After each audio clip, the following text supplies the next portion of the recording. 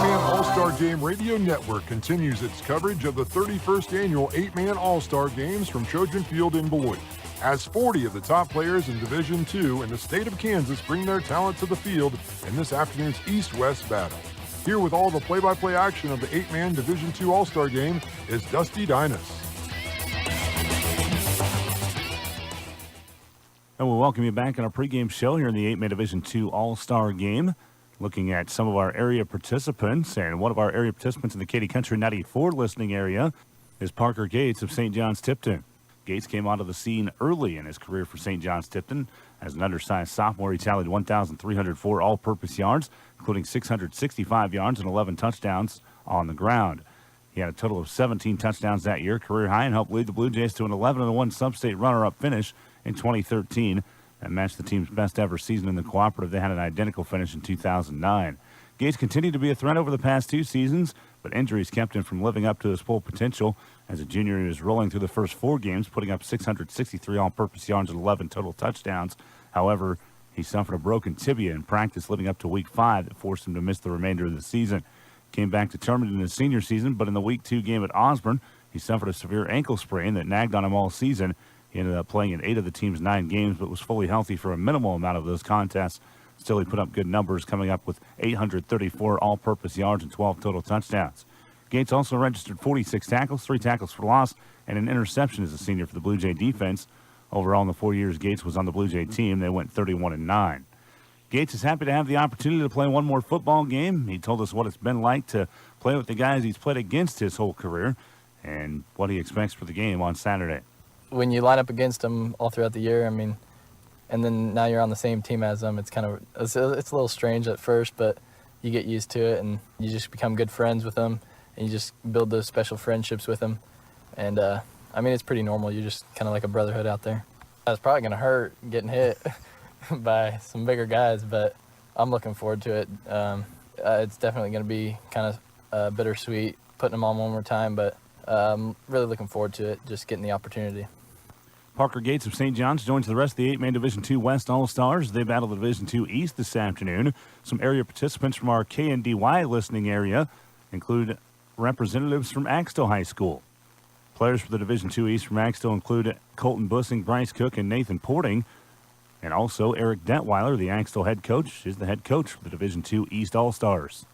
The past 2 seasons, Axtell has made it as far as the sub-state championship game and lost both times to Argonia Attica. This past season, they went 10-2 as Colton Bussing led the way from his quarterback position, throwing for over 1,300 yards and 18 touchdowns, also rushing for 572 yards and 12 scores.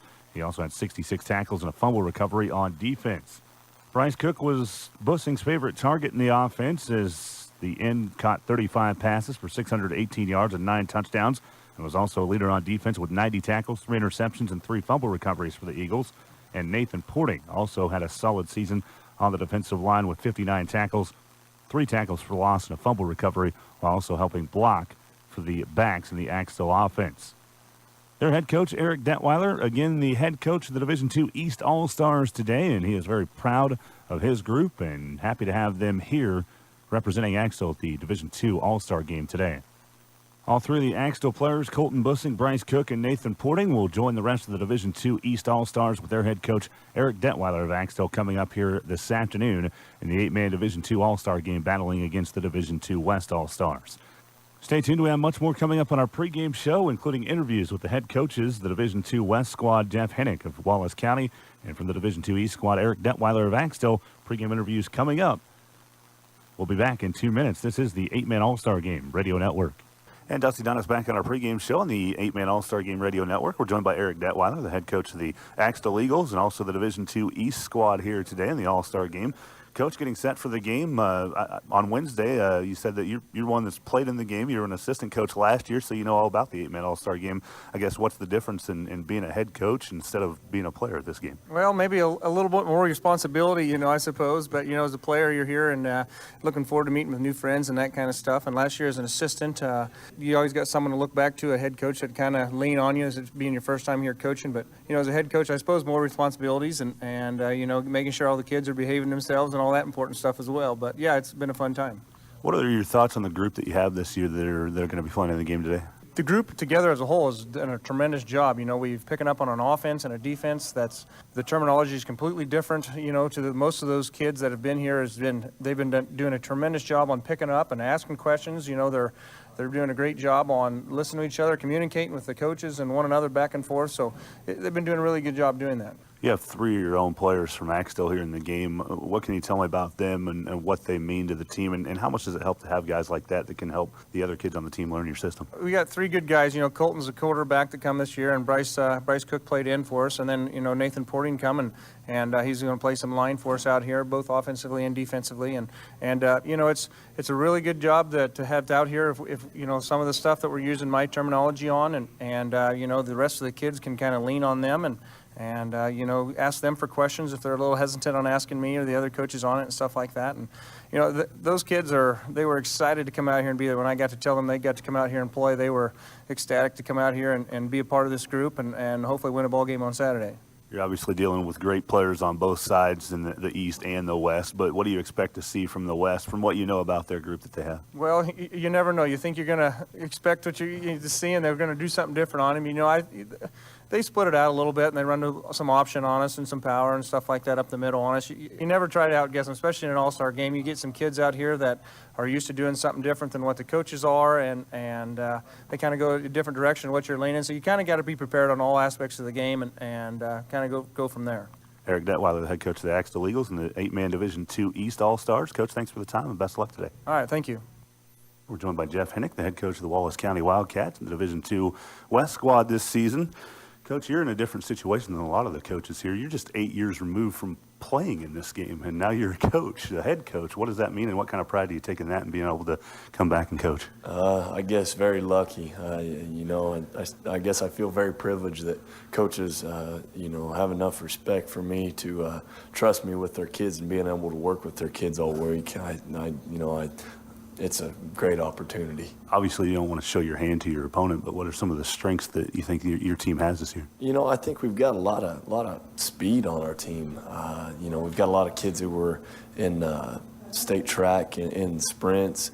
Got a lot of kids who did very well in powerlifting. You know, hopefully we can use the speed and the quickness and strength to our ability. A couple of your own guys on this team, and Eric and Harden. I mean, what does it mean to have them here and be able to play in the game and maybe help with some of the other players to help learn the way you do things? You know, it's great. You know, these kids have been great for me since I was able to take over there at Sharon. You know, even when I was assistant, they were good kids. When I first got there, they were backup roles, and then my first year, you know, they had everything on their shoulders, and they helped me to you know, be able to do the things that we've done there at Wallace County, and just to be able to work with them one more time, it's a privilege. As we mentioned, this isn't your first rodeo here at the 8-Man All-Star Games. From your experiences, what's the biggest thing you hope the kids take out of this week? The biggest thing I hope that they take out is you know, friendships within each other and friendships with us as coaches. You know, I hope these kids understand, you know, I may be hard on you here from time to time, but I want you to know, you know, that if you ever need anything, I'll be a guy that you can call up, you know, if you ever need some help.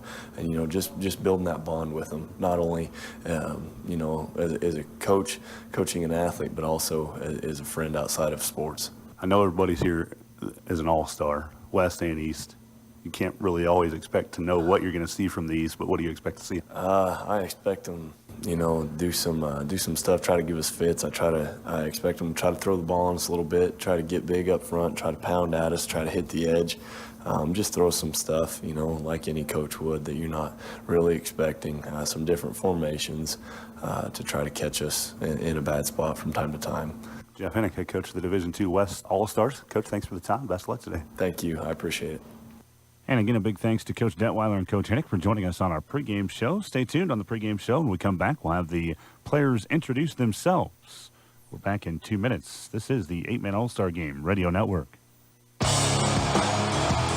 We now introduce the 2016 8-Man Division II East All-Stars, coached by Eric Detweiler of Axtell High School, and assisted by Lewis Whitson of Hartford High School and John Wellman of Chase High School. Kyler Brewery, tight end, linebacker, Caldwell, Kansas. Brendan Clark, linebacker, Chase, Kansas. Dylan Bear, DN, Pretty Prairie, Kansas. Ryan Crossar, Frankfurt, Whiteout. Chase Carey, Blue Valley Randolph, defensive back. Jacob Norris, Attica, Argonia, wide receiver. Tanner Kubik, Sylvan Lucas, linebacker.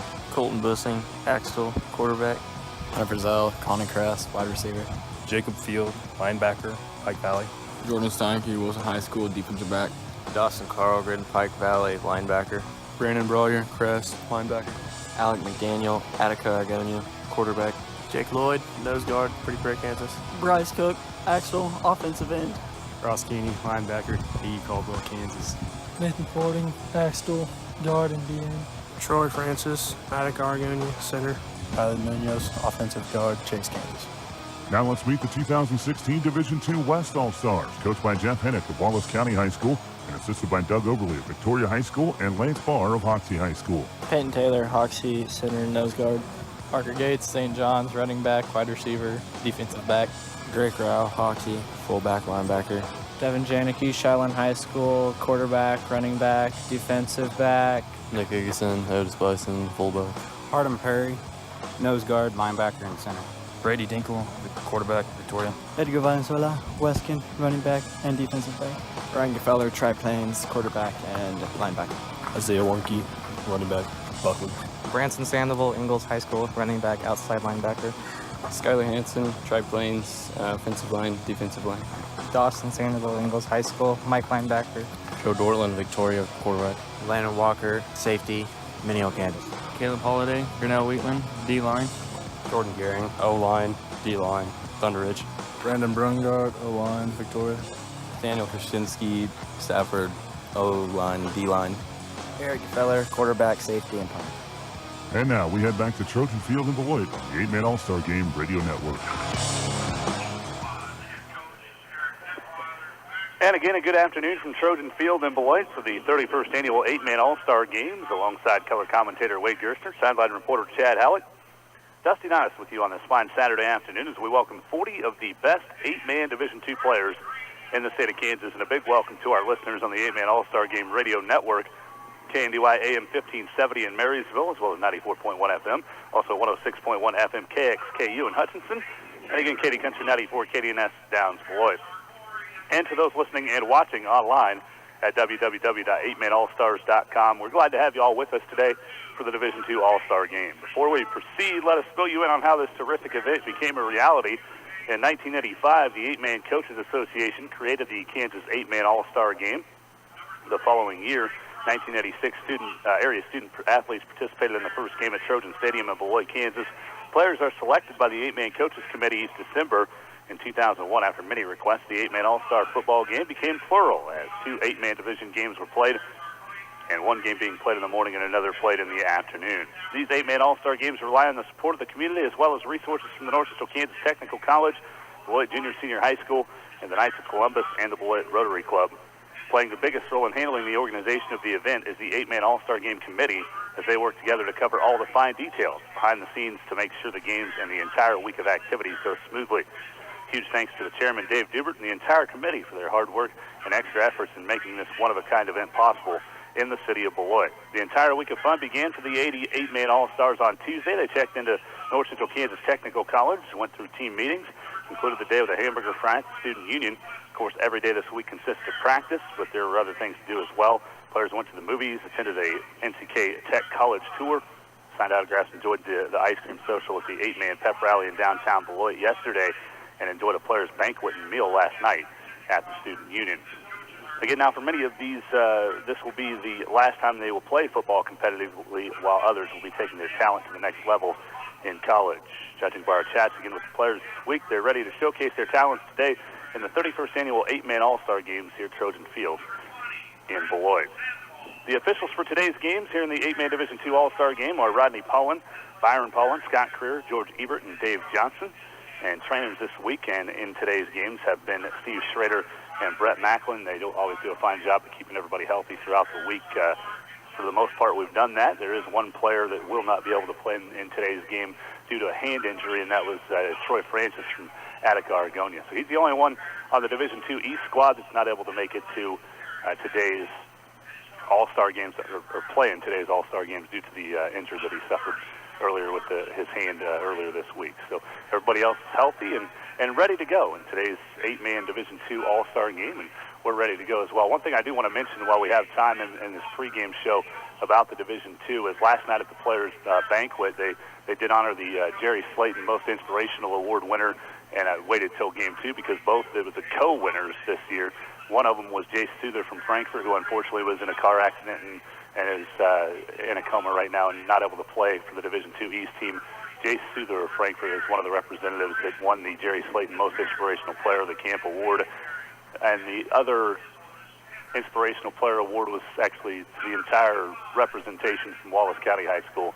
Jeff Hennick, the coach, Eric Gefeller, and Hardin Perry, two players who are showing a lot of emotion this week, and it's been a tough week for them back out on the football field when they answer questions and remember their buddy and their brother Luke Shim, who passed away late in the season after the first playoff game against Otis Bison. So Luke obviously left his mark on the Wallace County community and the entire state of Kansas with his passion and drive for life in the game of football and everything else he did. So they were also honored with that as the Jerry Slayton Most Inspirational Players. And so obviously it's two representatives that are very well deserving of that.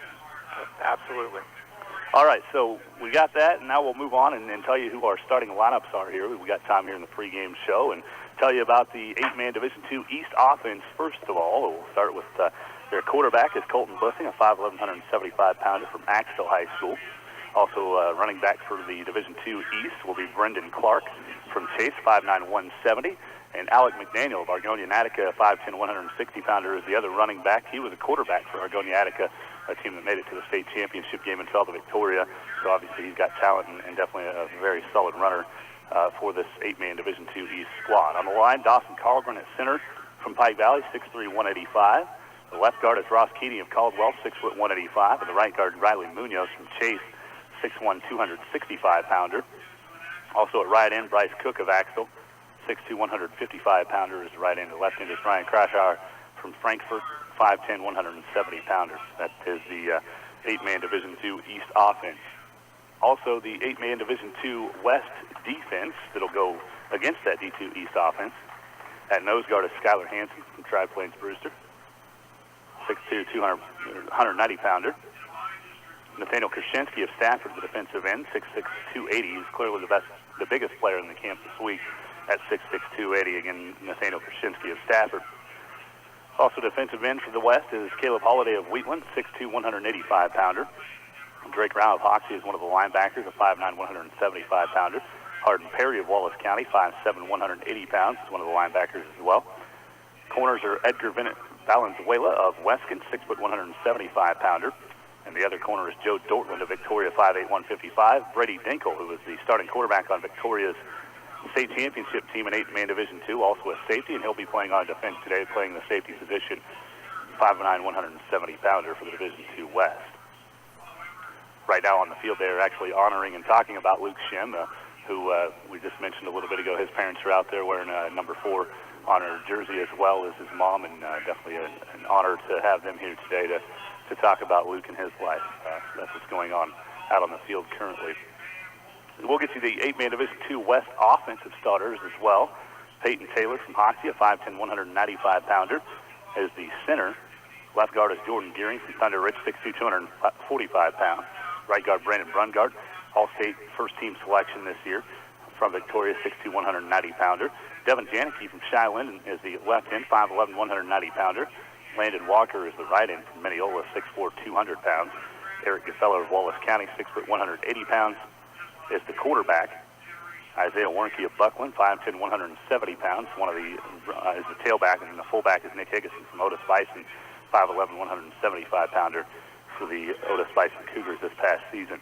8-man Division II East defense, nose guard Jake Lloyd, big guy from Pretty Prairie, 6'3", 240 pounds.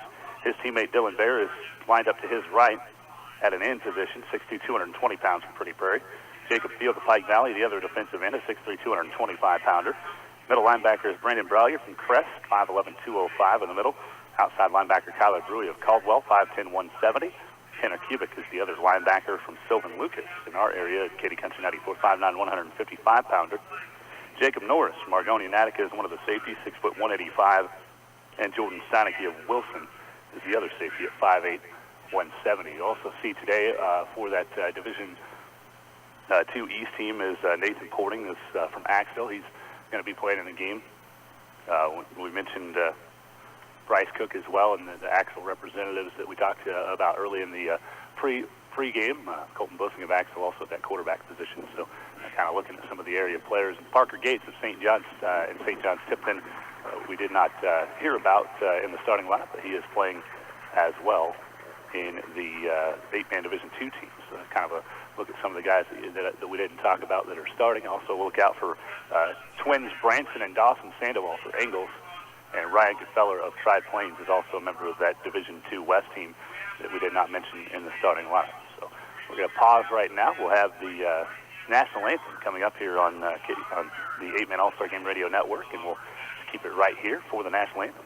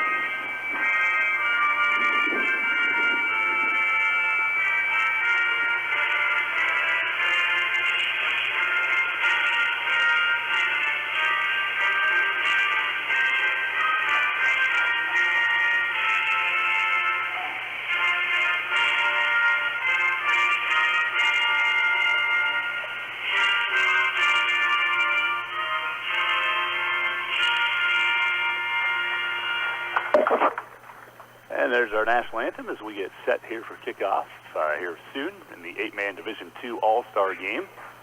As we are prepared and ready to go, we got to the starting lineups, and we're nearly ready to roll. We'll probably go back down on the field here soon with the coin toss and see how that's all going to come out for the Division II game here. Again, we talked about a lot of great players that are in these games. One of the awkward things about this game, if you're going to watch on 8manallstars.com, is you got a quarterback wearing number 99 and a center wearing number 1. So it's something you get in an all-star game that will look a little bit different. But Eric Gefeller of Wallace County, the quarterback, and again, we've got a lot of representatives from our area that are playing in this game, and we'll keep tabs and track on them as well as we move on here in the Division II All-Star game from Trojan Field in Beloit. Last year, the West snapped a losing streak in this game, so they'll look to start a winning streak of their own here in this Division II game. The East had won 4 straight. The West won last year to snap that winning streak for the East. So we'll see if the West can keep rolling in the right direction and start a winning streak of their own here in the 8-man Division II All-Star game. And earlier today, the West won 24-20 over the East in the 8-man Division I game, and now we're set for Game 2. From watching these two teams earlier in the week, it's kind of the same as what I expected in the Division I game. You would expect maybe a little bit more passing and speed and quickness from the Division II West All-Stars and maybe more of a physical game from the Division II East. But we'll see if that plays out. It didn't quite play out the way we maybe would have expected it in Game 1, so we'll see what happens in Game 2 as the captains are getting ready to go here, and we'll have the coin toss coming up.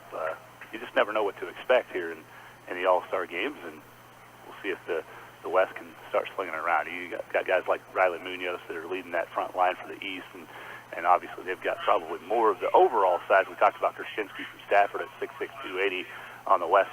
He's definitely the biggest player in this game. But again, overall size looks like the East may have just a little bit of an advantage from that point of view. So again, it's the East and West, and the West looking to pick up another win and extend on a winning streak here in the 8-man Division II All-Star games here at Trojan Field in Beloit. Looks like we have Gefeller, Dinkle, Gates, and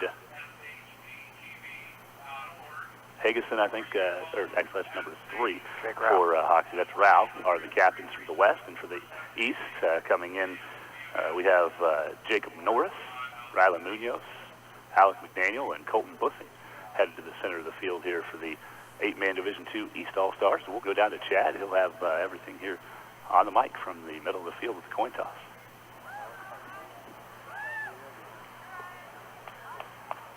Players are shaking hands right now, and we're ready to roll. Help us out with sportsmanship. When there's a penalty, I'll holler out captain, step up in there, and let me know what your choice is. I need a speaking captain for each team. 10 and 12. Green, you are the visitors. You call the coin good and loud in the air. Heads is called. It is a head. Greens, you have won the toss. You want to defer? You want the ball? You want to kick from what end? Okay, put your back that way. Well, it's the exact same way as the first game was. The one team defers, the other team says they'll take the ball, the other team says, okay, we're going to defend this goal, we're going to kick from right to left. So it's going to be the same way we had for the first game of the day.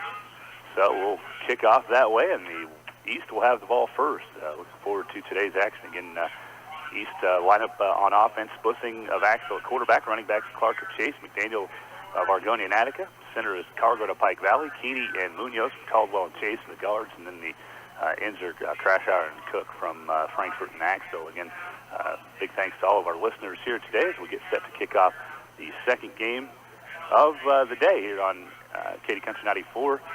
KNDY, KXKU, the 8-Man All-Star Game Radio Network. We're also online at 8manallstars.com with online audio and video streams. And again, thanks to Ben and Scott Mitchum here for being with us today from Beloit at Trojan Field. Looking forward to Game 2. Very warm out there here this afternoon. Again, a high expected of 97. 89 right now. I was going to say, we're definitely into the upper 80s it's by now, bad. for sure. It's 89. Of course, we're up in the press box. So it is warm up here. We don't have to worry about the sun beating down on us. Chad said with that breeze, as long as that breeze still keeps going throughout the day, he said it's not too bad. So we hired the right guy to patrol the sidelines. He ain't scared. So we'll see if he has the same idea after this second game is finished. We'll find that out. He might be dragging out the work Monday morning. It might catch up to him then. That happens when we get a little bit older, doesn't it, Chad? Yes, he's not in his head, you bet. Ryan Gefeller has it teed up at the 30-yard line to kick off for the West, and back to return for the East are the Argonia and Attica players. So that's McDaniel and Norris. Here's the kick, and it's a low kick, fielded up by the up back and taken around edge at the 30-yard line, coming up the sideline at midfield and knocked out of bounds. That's on the return, Brendan Clark of Chase, and great field position to start this game for the Division II East All-Stars all the way to the D1 West 37-yard line. That's the best return all day long that we've seen. First game, there were just no kick or punt returns at all. But a nice start to the ball game here in Game 2. Maybe more offensive fireworks in the second game today. I can see that happening. Colton Bussing brings his crew to the line in a shotgun formation. One receiver to the right, one to the left, crash out to the left. And here to the near side is Clark, and they hand off to McDaniel, who's bottled up immediately by Skylar Hansen. And no gain on the play. In fact, he lost the yard, setting up second down and 11 here for the Division II East All-Stars. Nobody blocked Hansen. Made it kind of easy. Hansen then made a nice, sure-handed tackle, but nobody put a body on him. So second and 11 now, as they're just outside the 48-yard line. Again, Bussing in the shotgun. Same formation with McDaniel to his left hip. Here's a snap. Bussing takes a snap. He wants to throw. Fires to the far sideline. The catch is made by Bryce Cook, his teammate from Axel, and Cook gets across the 30 and knocked out of bounds near the 24-yard line. Is where they're going to spot it, looks like, for the Division II East. And a pickup of, actually, they're going to put it at the 25, so pickup of 7 on the play. Well, go ahead and be aggressive offensively. Got a nice return. Get stopped on a first down run. Good yardage on the pass play to mix up offensively. Exactly. 12-yard pickup for the first down for the Division II East. Here's a shotgun snap to Bussing. Has all the time he needs to throw, and throws into the middle of the field to McDaniel across the 20 to the 17-yard line. Nice play there, an 8-yard pickup on first down, setting up 2nd and 2 for the Division II East. Well, when you have time to throw as a quarterback, you can be very efficient. And right there, the offensive line for the D2 East team did a wonderful job of protecting their quarterback and giving them a nice pocket to step up into and to throw a dart. Couple quick passes here, and they're all the way down into the West Territory at the 17-yard line, 2nd down and 2 for the East. Here's a snap and option play. Bussing keeps and has a first down across the 15 and down to the 10-yard line. A pickup of 7 on the carry by Colton Bussing. I like what the goal of the East Division II All-Stars doing right now. They've run 3 different types of plays. They've run wide to the right. pass play to the left, and now a quarterback keeper up the middle. So they're using all three of the areas of the field, left, right, and up the middle, and that certainly will put the defense on their heels. First down and goal to 10 for the Division II East as they are moving right along on their first possession. Bussing again to the shotgun, two receivers to the far side. He comes near side of the option, pitch to McDaniel, cuts inside the 10 and down to the 7.5-yard line. So a pickup of about 2.5 on the play for Alec McDaniel, setting up second down and goal from the 8. Skylar Hansen, Tri-Plains, 6'2", 290-pounder, coming down line of scrimmage, made the tackle again. And second and goal coming from the 8-yard line for the Division II East squad. McDaniel again playing as the tailback position. During the season, he was the quarterback for Argonia and Attica. He was actually a first-team All-State quarterback pick this year in Division II. Bussing in the shotgun has McDaniel to his left on second and goal at the 8. Takes the snap, fires over the middle for Crashauer, who makes the catch in the end zone. Touchdown, Division II East is there on the board early, leading 6-0 after the 8-yard strike from Bussing to Crashauer. That's called the TVL combination, Twin Valley League, Axtell to Frankfort, and you could see that play developing, and right off the bat, I was thinking, I almost said it out loud, he's got him. He just got to deliver it, and that was a great pass. It wasn't horrible coverage, but still there was a step in the back of the end zone to create some space, and boy, I give Bussing a ton of credit. He put it right on the hands. Yeah, he put it right where it needed to be, and Crashauer got himself open in the back of the end zone, so a two-point attempt coming up with the East leading 6-0, 9:41 to play in the first. Bussing with a quick pitch to McDaniel, tries to get the edge, and like we saw in that first game, not a lot of room around the edge. Tackle made, I believe, by Sandoval over there.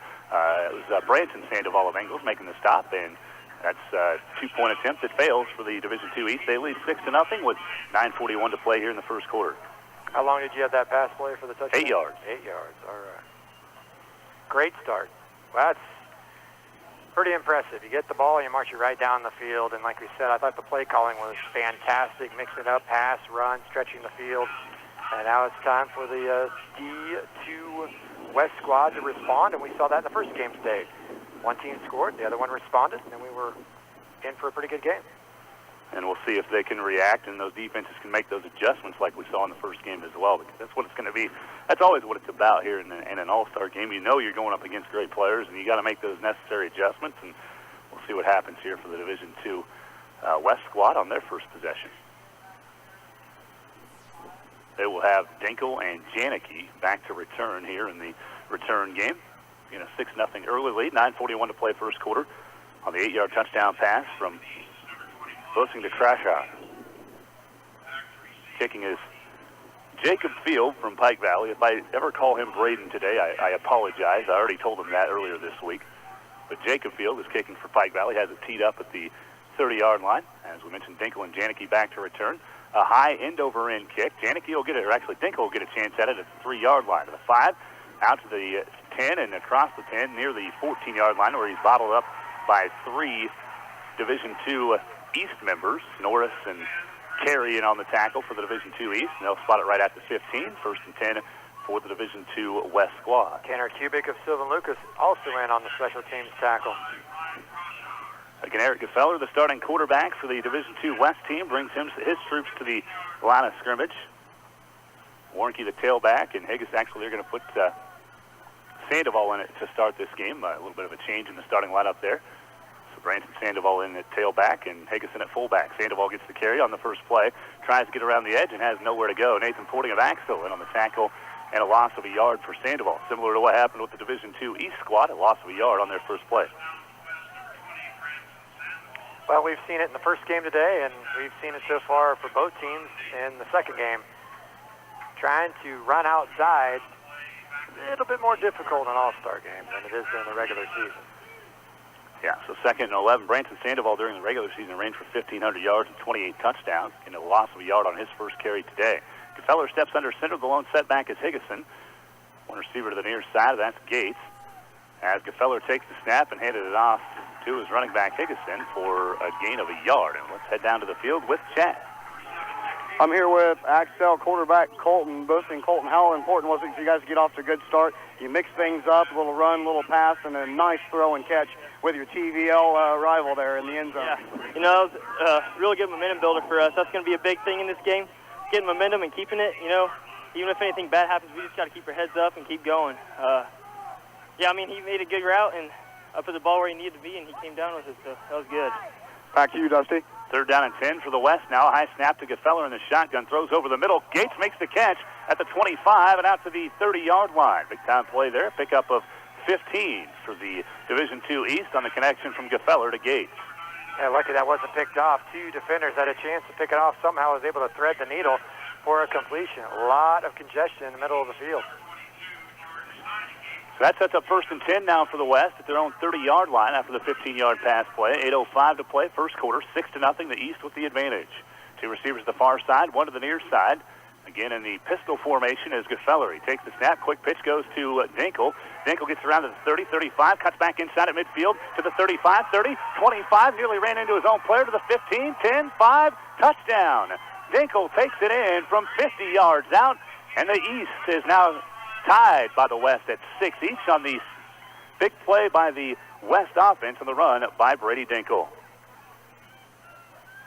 Well, there's that big play. Yeah. We're talking about some fireworks. There it was right there. And Dinkelman, nice run after the catch and showing off some good speed and agility. And that's how you answer. You get down in All-Star game 6-0, you come right back. And it took them all of about 2 minutes to get back and tie this game. 7:46 to play here in the first. A 6-6 tie. 2-point attempt coming up. And Taylor brings it up to the line, and 2-point attempt here for the West. Gates is split out to the far side. The I formation behind Gefeller. Hageson at fullback, Dinkel at tailback. They pitch to Dinkel again. He gets the edge and dives toward the pylon. He's in for the 2-point conversion. So Brady Dinkel with a 50-yard touchdown and then adds the 2-point conversion, and the West leads 8-6 with 7:46 to play here in the first quarter. And there you go. There's the big response from the West, and Brady Dinkel, who's probably one of the best 8-man athletes in the state of Kansas and can do a lot of different things. He's a good football, basketball, baseball, anything you want him to do, he'll do it for you. And Dinkel with 8 points there for the West. Dinkel's one of those kids that you swear he's been in high school for 8 years. Yeah. Because he's just been good his whole career. And kind of like we talked about Zach Walter in the previous game. When you're a 4-year starter or you're a key player 4 years, it feels like the kid's been there forever, especially when you're the opposing team. Well, I remember Dinkel in that game that St. John's Tipton played against Victoria in the playoffs his sophomore year. He was forced to step up when Otley got hurt at quarterback and did a formidable job. It was a great game. They lost that one, but then 2 years in a row they won state championships, and that obviously I think helps your development. Yeah, Todd and I were able to do that game. It was a really good game, a defensive battle in that playoff game, and Dinkel did a pretty nice job in that contest, and I think that helped him down the line with that experience. So the West now leading 8-6, 7:46 to play, first quarter. Gefeller to kick for the West, the Tri-Plains Brewster alum. And a low kick hits the legs of the up man for the East. It went off the legs of Brandon Browyer.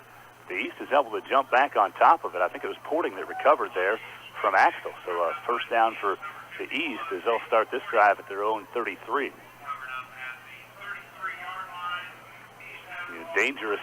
It's always dangerous when those up men are not ready for kicks like that, and then it went off of Browyer's legs. Fortunately, Porting was alert and ready for it. Some teams purposely kick right at those guys, and I've seen numerous times over the last 10 years where you get a cheap turnover off of it and get the short field. So West leads 8-6. East with the football back at their own 33-yard line. Shotgun snap to Bussing. Halfback pass. Pitches to McDaniel. Halfback pass, as Wade said, and it's tipped into the air out of bounds on the near sideline at the 27-yard line, intended for Brendan Clark. You might have heard those footsteps coming from Joe Dortland as it goes out of bounds, and it's second down and 10 for the East. Well, the throw's a little bit high, but Clark, I'll be the first one to tell you, should have caught it. Yep. It was not deflected by the defense. It was actually deflected by himself. Yep. And off his hands, and then he couldn't corral it coming down to the turf. But I like the play call. It's certainly confused, and you had a chance deep for a big play. Second down and 10 now for the East. Shotgun snap again to Bussing. Has some time to throw. Over to the far side, it goes to Cook. Cook gets across the midfield stripe, and he's run out of bounds on the far sideline by Gates and Sandoval. And it's enough for a first down. It looks like an 11-yard pickup. Actually, they spot him just short by a couple yards, so 8-yard pickup on the play, 3rd and 2. Bussing and Cook, good combination there at Axtell. And then, of course, on top of that, you got your head coach at Axtell as your head coach in the All-Star game. That's pretty cool. Very well-represented team. Again, they made it to the 8-man Division II sub-state round the last 2 years before getting beat by Argonia Attica. Fake handoff by Bussing, and maybe he should have handed it off. Knifing through the backfield, Caleb Holiday of Wheatland, sacking Bussing way back for a loss of 5 on the play, setting up 4th down and 7 now for the Division II East, back at the 36. Terrific read there by Holiday. He stayed true to his keys. He didn't go for any kind of fake. He just zeroed in on the quarterback. And then it's one of those things where you're just going right for the legs. You watch the hips of the offensive player. Don't get fooled by a shake and bake or a stutter step. And it was a nice defensive play.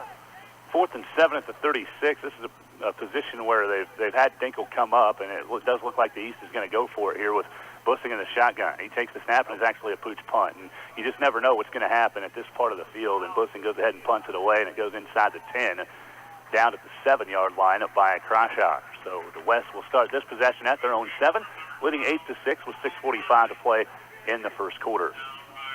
Very effective because usually you don't have somebody back, so thus you'll get the roll.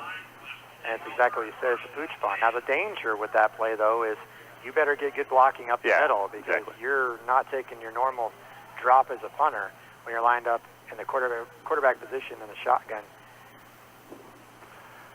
So the West again starting this drive at their own 7-yard line. Took the first drive and a 50-yard run by Brady Dinkle for a touchdown, gave them a lead. After the 2-pointer by Dinkle. I formation this time behind the quarterback, Gefeller. Higginson at fullback, Warnke at tailback. Handoff, they fake the handoff to Warnke and knifing in quickly into the backfield. Dylan Fair, also Browyer there for the East. And Brewy from Caldwell making the stop. And it's a loss of 2 for Gefeller. Didn't matter if he handed that ball off or not. There was nothing was going to happen as the East had that one all figured out from the very beginning. Second down at 12 now for the West after the 2-yard loss on first down. They have the ball at their own 5-yard line, again after the solid punt from Bussing to pin them deep. One receiver to the near side. That's Gates. Gefeller to the far side. Higginson the lone setback. Gefeller to throw. Near side, catch is made by Walker. And did he step out of bounds? They say he didn't, so he gets across the 20 and out to the 28-yard line. Nice play there, a 23-yard pickup for the Division II West. Actually, they do say he stepped out of bounds back here at the 25, so it's a 20-yard pass. Byron Paulin is not going to miss a call like that. I thought he stepped out of bounds. I thought he did, too. I was surprised that it wasn't initially marked that way, but Byron's getting a little bit older, so it takes a little bit longer to get to the spot, but he's all over it. He's got it right. It's a 10-yard pass play to Landon, or 20-yard pass play, to Landon Walker. Setting up 1st and 10 for the West at the 25. Their own 25. Gefeller in the pistol this time. And Gates to the near side. Eric Gefeller takes the snap. Quick pitch to Higginson. Higginson doesn't have a lot of room, but he breaks free there on the 25 across the 30 and knocked out of bounds past the 35. And they're going to stay out at the 39-yard line. A 14-yard pickup on the play for Nick Higginson. Boy, it looked like it was closing fast, but he found a hole there on the far side. Well, it was closed, and the defensive end over there in the corner, they maintained the responsibilities until the very last second. I don't know if it was the corner of the end. I think it might have been the corner. And he shot in a little bit. And if he stays outside, there's no gain on the play. It's the little things that add up in games like this. So it's 1st and 10 now for the West. They're on 39. Again, a pistol for Gefeller. Near side receiver is Ryan Gefeller. Gates split to the far side. Again, Higginson the lone setback. He gets the call. And on dive play goes right to the line of scrimmage and nothing more. No gain on the play. Sets up 2nd down and 10. Carries 15 yards for Nick Higginson, the fullback from Otis Bison High School. Higginson ran for 487 yards and 7 touchdowns during the season. And again, a 2nd and 10 coming up for the Division II West. 5:27 and counting in the first quarter. West leads 8-6 over the East. 50-yard touchdown run for Brady Dinkle for the West, and a 2-point conversion by Dinkle, and 8-yard touchdown pass from Bussing to Krashower for the East. 2nd down and 10 for the West. Again, Gefeller will step under center this time. Higginson again the lone setback.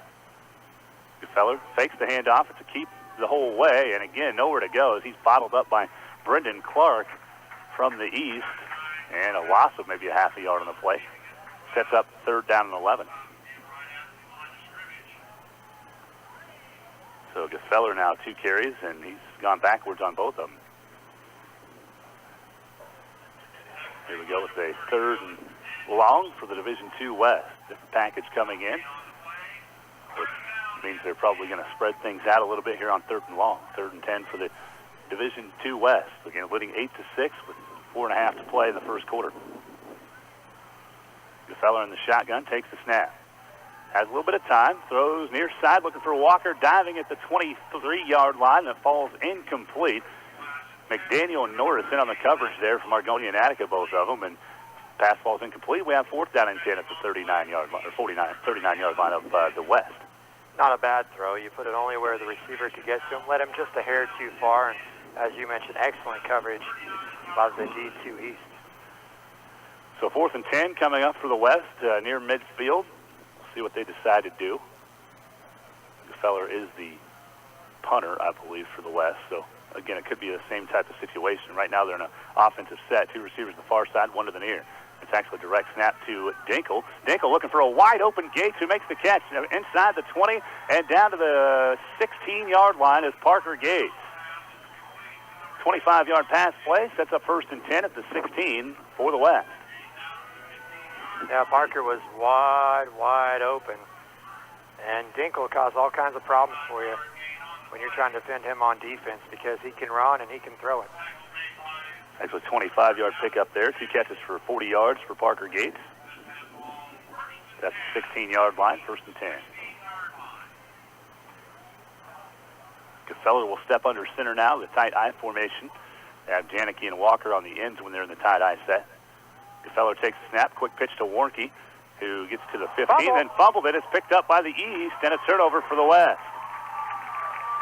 Decipher who got out of there with that, and it's Carey, I believe. Yep, Carey, I believe, out of Randolph. Carey takes it, and about a 2-yard pickup for Warnke, and then he lost the football, and the East has it back after the West was threatening. 3:44 to play in the first. It's 8-6 West.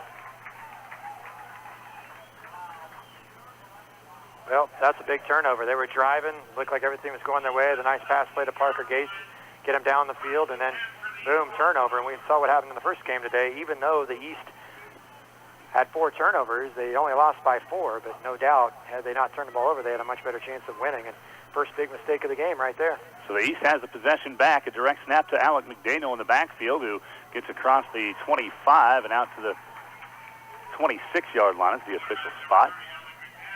Pickup of 9 on the play for McDaniel, setting up 2nd and 1 for the East. Holiday of Wheatland with another stop. McDaniel, that's his biggest carry of the game. He has 3 carries for 10 yards now.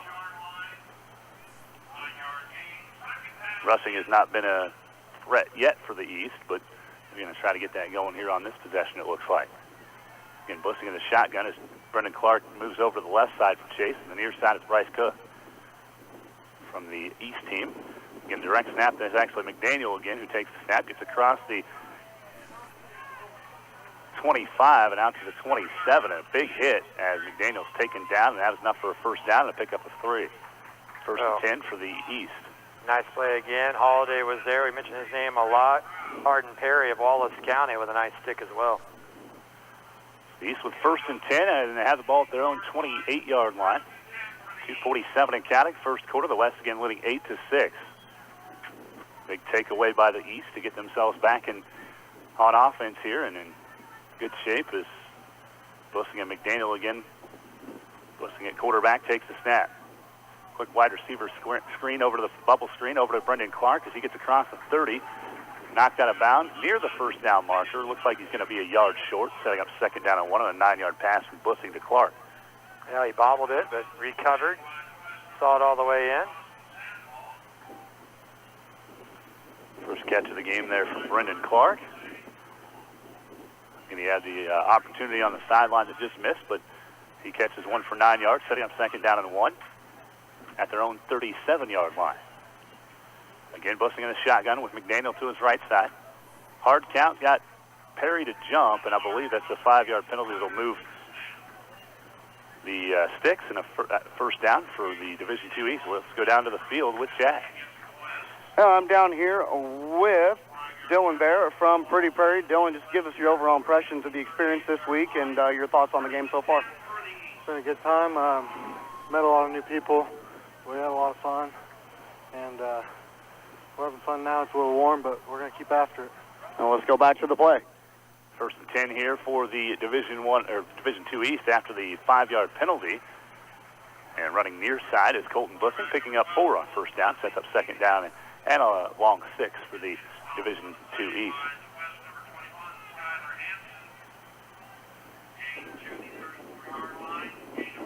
So a pickup of about 4 there, back to 7 yards on 3 carries here for Bussing. At the West 34, second and a long 6. 2 receivers to the near side are Clark and Cook. Far side of Crashauer. Option pitch from Bussing to McDaniel. McDaniel cuts back inside at the 30 and gets down to the 26-yard line. It's an 8-yard pickup and another first down for the Division II East squad, using that ground game on this possession.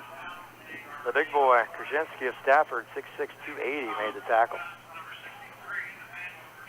So Krasinski on the stop, but enough again, 8 yards enough for a first down, and first and 10 at the 26 of the West for the East. And trailing 8-6, clock runs at a minute and a half to play in the first quarter. Dawson Carlgren again getting the call from the quarterback, Colton Bussing. Carlgren in the center from Pike Valley. Bussing takes the snap, little head fake, and knifing into the backfield, but eluding the tackle is Bussing. Rao thought he had him. Bussing gets away from it and knocked out of bounds on the near sideline at the 20-yard line. Big play there, about 6-yard pickup for Bussing after it looked like he was going to get sacked in the backfield by Rao. Well, they brought Rao on a blitz, and the East did not pick it up, but luckily for the East, Colton Bussing able to make a fantastic individual effort and play, and he kind of used the football in his hand to keep him upright, which is totally legal. It's like a bear crawl, and he was able to turn something really, really could have been negative into a positive, pick up a 5. So second down, and they officially spot the ball at the 21-yard line, so 12 yards now and 4 carries for Bussing, and second down and 5 for the Division II East. McDaniel takes the snap this time, hands off to Bussing.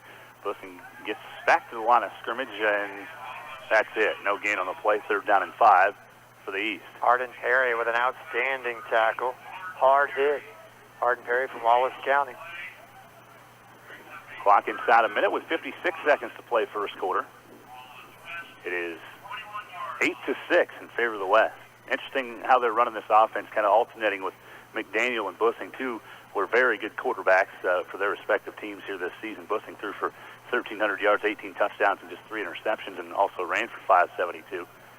McDaniel, much more of a threat to run the ball, ran for 885 yards and 26 touchdowns. This time Bussing's in the shotgun, sending Clark in motion to the near side. He goes back to the far side and gets the handoff. Clark around the edge of the 20. Nice play here for the East, but a big-time tackle on the far sideline. Making the stop, I believe that was Sandoval.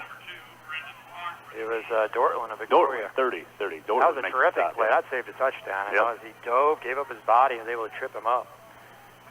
So pick up a 4 on the play. 4-yard pickup sets up 4th down and 1 now. And we are running toward the end of the first quarter, and we are at the end of 1. So after 1 quarter, the West leads the East here in the Division II All-Star game. The score is 8-6, and we are back in 1 minute. This is the 8-Man All-Star Game Radio Network. 1 quarter in the books here on the 8-Man All-Star Game Radio Network as the Division II West is leading 8-6 after 1 over the East. The East with a big 4th down and short coming up here to start the second quarter. West getting a 50-yard touchdown run from Brady Dinkle and a 2-point conversion as well to give them the 8-6 lead as the East started out with a 8-yard touchdown pass from Colton Bussing to Ryan Crashauer. 4th down and a short 1 coming up, I'd say about a foot to go for a first down here for the Division II East. See if the West can bend back here and get something going defensively to make a stop. Bussing will step under center. McDaniel in the backfield behind him. Clark to the far side, Crashauer to the near side. Quarterback sneak for Bussing, and he's got enough for a first down. Like I said, he only needed about a foot. He got a full yard there and has the first down for the East right at the 15-yard line, and 1st and 10 for the East. This drive started back at their own 17. This will be the 9th play of the drive coming up. And just into the second quarter, the East was 1st and 10 at the 15-yard line. Krasinski and Gearing checking out defensively as they come up to the line of scrimmage in a tight ice set. Bussing, quick pitch to McDaniel, tries to get the edge, and it's across the 15 to the 14-yard line. Let's see where they actually spot him here. Yeah, they give him the 14, so pick up a 1 from McDaniel. Sets up 2nd down and 9. Hanson with another tackle. guys from the Western Kansas Liberty League we've been talking a lot about here in this game, Hanson and Holiday from Tri-Plains and Wheatland, respectively. 2nd down and 9 coming up for the East. Cook splits out to the far side, Clark to the near side. Again in the shotgun is Bussing. McDaniel to his left, Bussing takes the snap.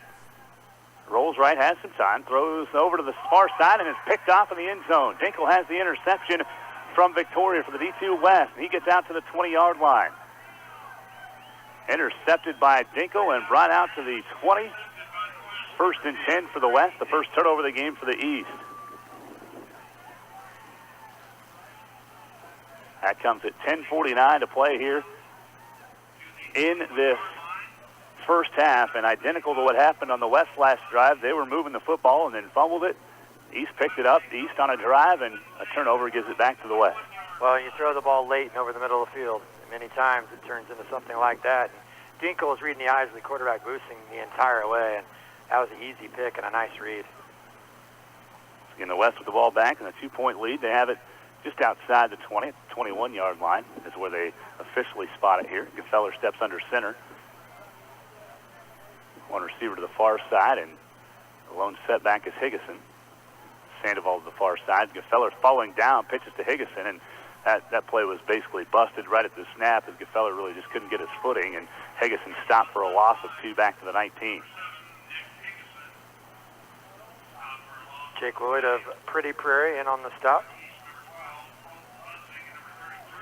So now a 2nd down and 12 coming up for the Division II West. And we'll go down to Chad real quick before this play. I'm here with Brendan Clark of Chase. Brendan, just tell us about your experience this week. You had a nice opening return there to start the game, and just let us know how this has been done for you. What's your favorite part of the week? Bonding with the other players. We'll come back right after this play. Gefeller here looking to throw to the near sideline, and overshot it goes. He's intended for his cousin over on the other side, the other Gefeller, back down to the field with Chad. So on top of just the experience with the guys, what's been your favorite part of the week so far? Being able to get to play football again. Well, you had a nice opening return to start the game, put your team in good position, get off to a good start. Good to watch you the rest of the game. Thank you. Back to you, Dusty. So it'll be 3rd down and 12 now for the Division II West as they have it at the 19-yard line. 9:57 to play, first half, an 8-6 lead for the West. Gefeller in the shotgun, 2 receivers to the near side. Ryan Gefeller and Janicki. Gates to the far side. Eric Gefeller takes the snap, wants to throw, looking downfield for Gates. Parker makes the catch at the 25-20, 15-10-5, touchdown. Parker Gates, and the West claims a 14-6 lead after the 61-yard touchdown pass from Eric Gefeller to Parker Gates. That was just a fly pattern on the far side. Perfect pass. Gates got behind the corner by a step, and then he was able to break the tackle at about the 20, and no resistance behind there. It's over the top and pretty easy pitch and catch. 61 yards on that play, 3 catches, 101 yards and a touchdown so far for Parker Gates. Gefeller's 3 for 5, 96 yards and a score for the West. They lead 14-6, 9:47 to play in the first half, second quarter here. 2-point attempt coming up for the West. Gefeller in the shotgun. Higgison to his left. One receiver to the near side is Ryan Gefeller.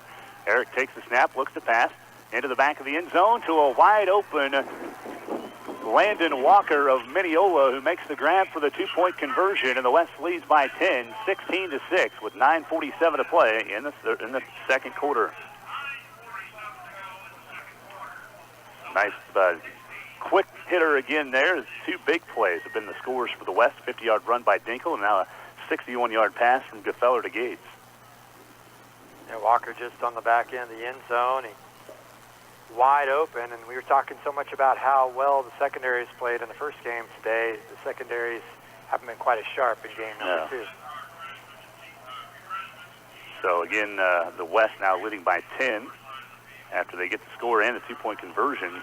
The East has scored just once, and were unable to get a 2-pointer on that drive, on their first drive of the game. Similar to where the game was close there at the beginning, and both teams were able to get a score, but now the West has opened out a 10-point lead here with 9:47 to play in the first half. Parker Gates with the touchdown catch again there for the West from St. John's Tipton had a solid career. Really, his best year was as a sophomore when they went 11-1, and he really broke onto the scene. In the last couple of years, he's been battling some injuries to his leg, and broke his tibia his junior year, and had a severe sprain last year, but able to get going again and represent the West here in the All-Star game from our area here at Katy Country 94, and he catches a 61-yard touchdown pass there. Ryan Gefeller has it teed up for the West at the 30-yard line. McDaniel and Norris again back to return, an end-over-end kick. Norris will get a chance at it at the 3-yard line. Out to the 5, to the 10. 15 has an edge here at the 20 to the 25, and making the stop here on the near sideline for the West is Branson Sandoval. Maybe a touchdown-saving tackle as Norris brings it all the way out to the 30-yard line. 1st and 10. That's where the East will start this next possession. 9:40 to play in the first half. Again, a 16-6 lead. The East getting set here. They have 1st and 10 at their own 30. In the shotgun, Bussing. One receiver to the near side is Croshauer. Clark to the far side. Low snap. Bussing takes it at the 25. Pump fakes, looking for a hitch and go for Cook. Great coverage out there by Dinkle. Passes up. Cook nearly got it anyway. But again, actually that's Dortland on the coverage for the West. And the ball falls incomplete at about the 25. And let's go down to the field with Chad. I'm here with Parker Gates, fresh off his touchdown tonight. Now, when you guys are over here on the sidelines, I heard Coach telling you, hey, we're going to have opportunity to take him deep. Looked like he got a step and was able to make it down the field with 3 catches over 100 yards already. Tell us about it. Yeah, Eric put a good ball out there for me to run underneath, and our line did a great job giving him time. So, we're gelling right now, and hopefully we can keep this lead. We'll hand it back to Dusty, and we'll come back. Another pump fake, hitch and go type pass. The ball is incomplete for Cook over the middle and back down to Chad. So what's the experience been for you like this, Parker? I know you've lived here your whole life. You understand what this game is and what it means. What's it meant to you being a local kid? I'm just having a great time with this group of guys. We've got some good coaches here, too. We're just having a great time, and this game has just been an absolute blast right now. And what's been your favorite part of the week so far? Probably the food at the cafeteria. Pretty good. Right on. That's Parker Gates, and we'll send it back up to Dusty. You're off to a great start, man. Good luck. 3rd down and 10 for the East. Bussing takes the shotgun snap. Comes to the near side of McDaniel, who has some open running room at the 35, midfield, 35, and into the West territory across the 30, all the way down to the 27-yard line on the pass play to McDaniel.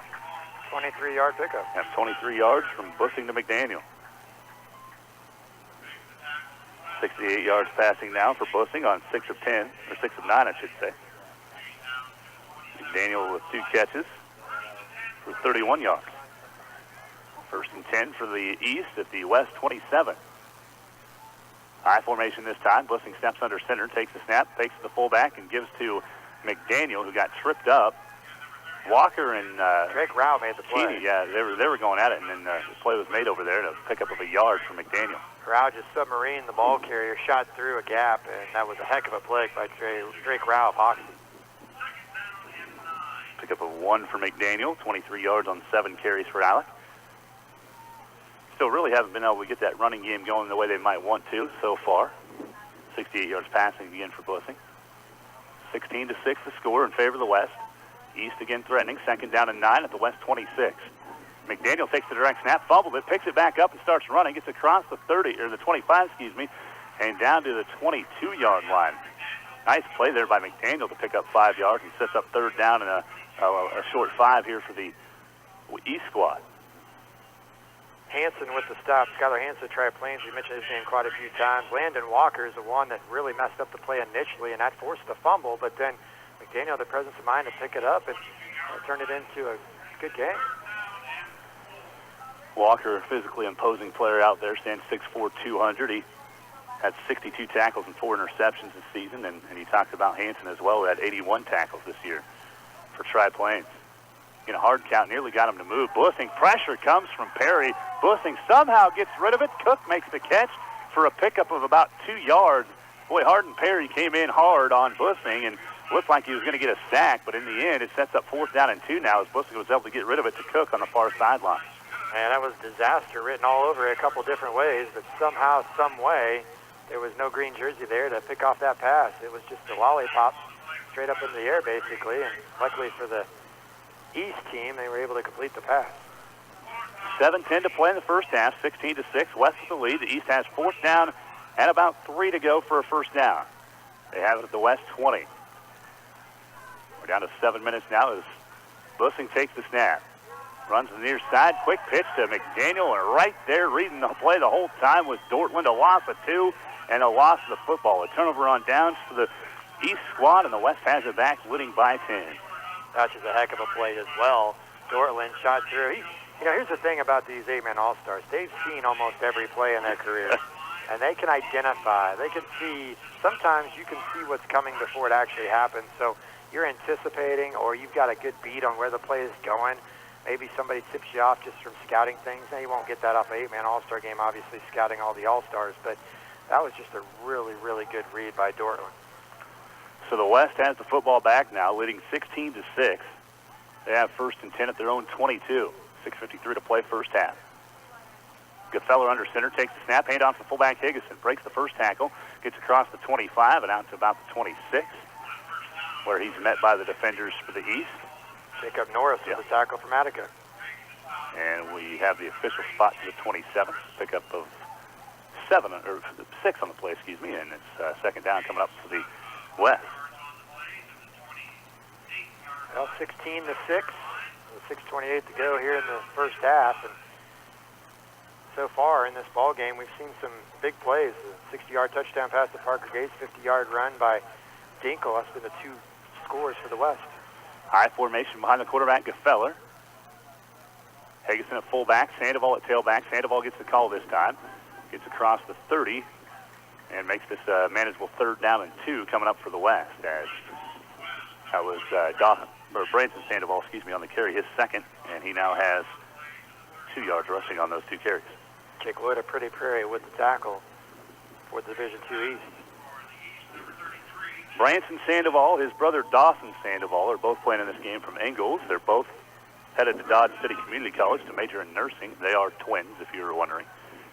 3rd down and 2 coming up for the Division II West. One receiver to the far side, Warnke. Higgison, the lone setback. He gets the call, Higgison does, and goes across the 30 out to the 35 and up for a first down, a 5-yard pickup for Nick Higgison. Higgison with 23 yards on 6 carries so far in the game. Outside of the big 50-yard run by Dinkle, the rushing has been held in check as well for the Division II West. But again, the big play by Dinkle was the difference maker in that first quarter. 1st and 10 for the West. Now they have it at their own 35. Again, Higgison at fullback. Branson Sandoval at tailback. He gets the call again, trying to get around the edge, and another nice defensive play. Coming in hard on the play to make the tackle was Brendan Clark. And no gain on the play for Sandoval. Sets up 2nd down and 10. That was a picture-perfect tackle by Brendan Clark. So now 2nd down and 10 is the different package coming in offensively. Gates back into the game, as well as Gefeller, as Sandoval and Warnke head back to the sideline. Gates is split to the far side. Ryan Gefeller to the near side. Higgison, the lone setback, right next to Gefeller at quarterback. 2nd down and 10. Here's the snap. Handoff goes to Higgison. Higgison has some running room, gets across midfield, and has a first down. He fumbled the ball late, but they blew it dead. He was down. It looked like he was down, but I hadn't heard a whistle yet, so I went with it. No, they do say it was a fumble. It looked like they were waving him down. They do say fumble, recovered by the East, and back to the East. Well, that was awkward. It looked like he was blowing the whistle to blow it dead. BP shook his head, said, nope, it was out. So the East takes over. So a fumble recovery with 4:31 to play here in the second quarter. And the East has the possession. 1st and 10 at their own 34. Low snap as Bussing comes away with it. Gets pressured by Holiday and then ripped down to the turf by Kershensky. And a pickup of a yard for Colton Bussing, setting up 2nd down and 9 for the East. West doing, again, just a nice job. And obviously that one was easier for them with the low snap and Bussing having to recover it and regain his composure offensively, but they've been doing a nice job of getting to the quarterback here early. That's the second lost fumble for the West. The East has thrown an interception, so 3 turnovers already in the game. 2nd down and 9 for the East. They have the ball at the 36, their own 36. Bussing on an out route goes to Bryce Cook, who gets knocked out of bounds on the far sideline. That was Valenzuela with the stop and pickup of 8 on the play. That sets up 3rd down and 2 now for the East. About 2.5 yards to go for the first.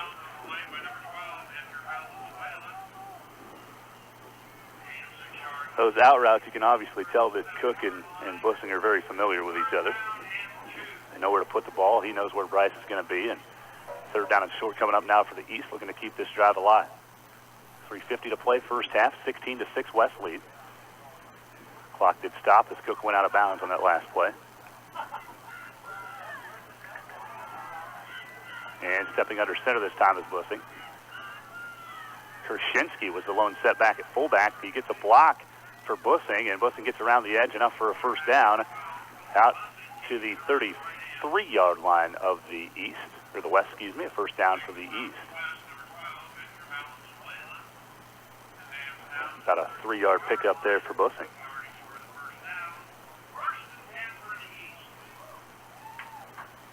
The East football with the 1st and 10 coming up. Again, the clock stopped as Bussing ran out of bounds. At 3:43 here in the first half. Again, to the shotgun, Bussing. Empty backfield, trips to the near side. Stacked as Bussing looks over the middle. The catch is made by Kroshauer. And Kroshauer gets across the 25 down to the 24-yard line. Very close to a first down. They're going to say go ahead and move the chains. 10-yard pickup on the play. Kroshauer, nice job just finding a soft spot in that defense. Just settled down, and Bussing delivered it right on the money. 2 catches for 18 yards and a touchdown now for Kroshauer. And Bussing coming in to the huddle with the play. 1st and 10 for the East. The West 24-yard line.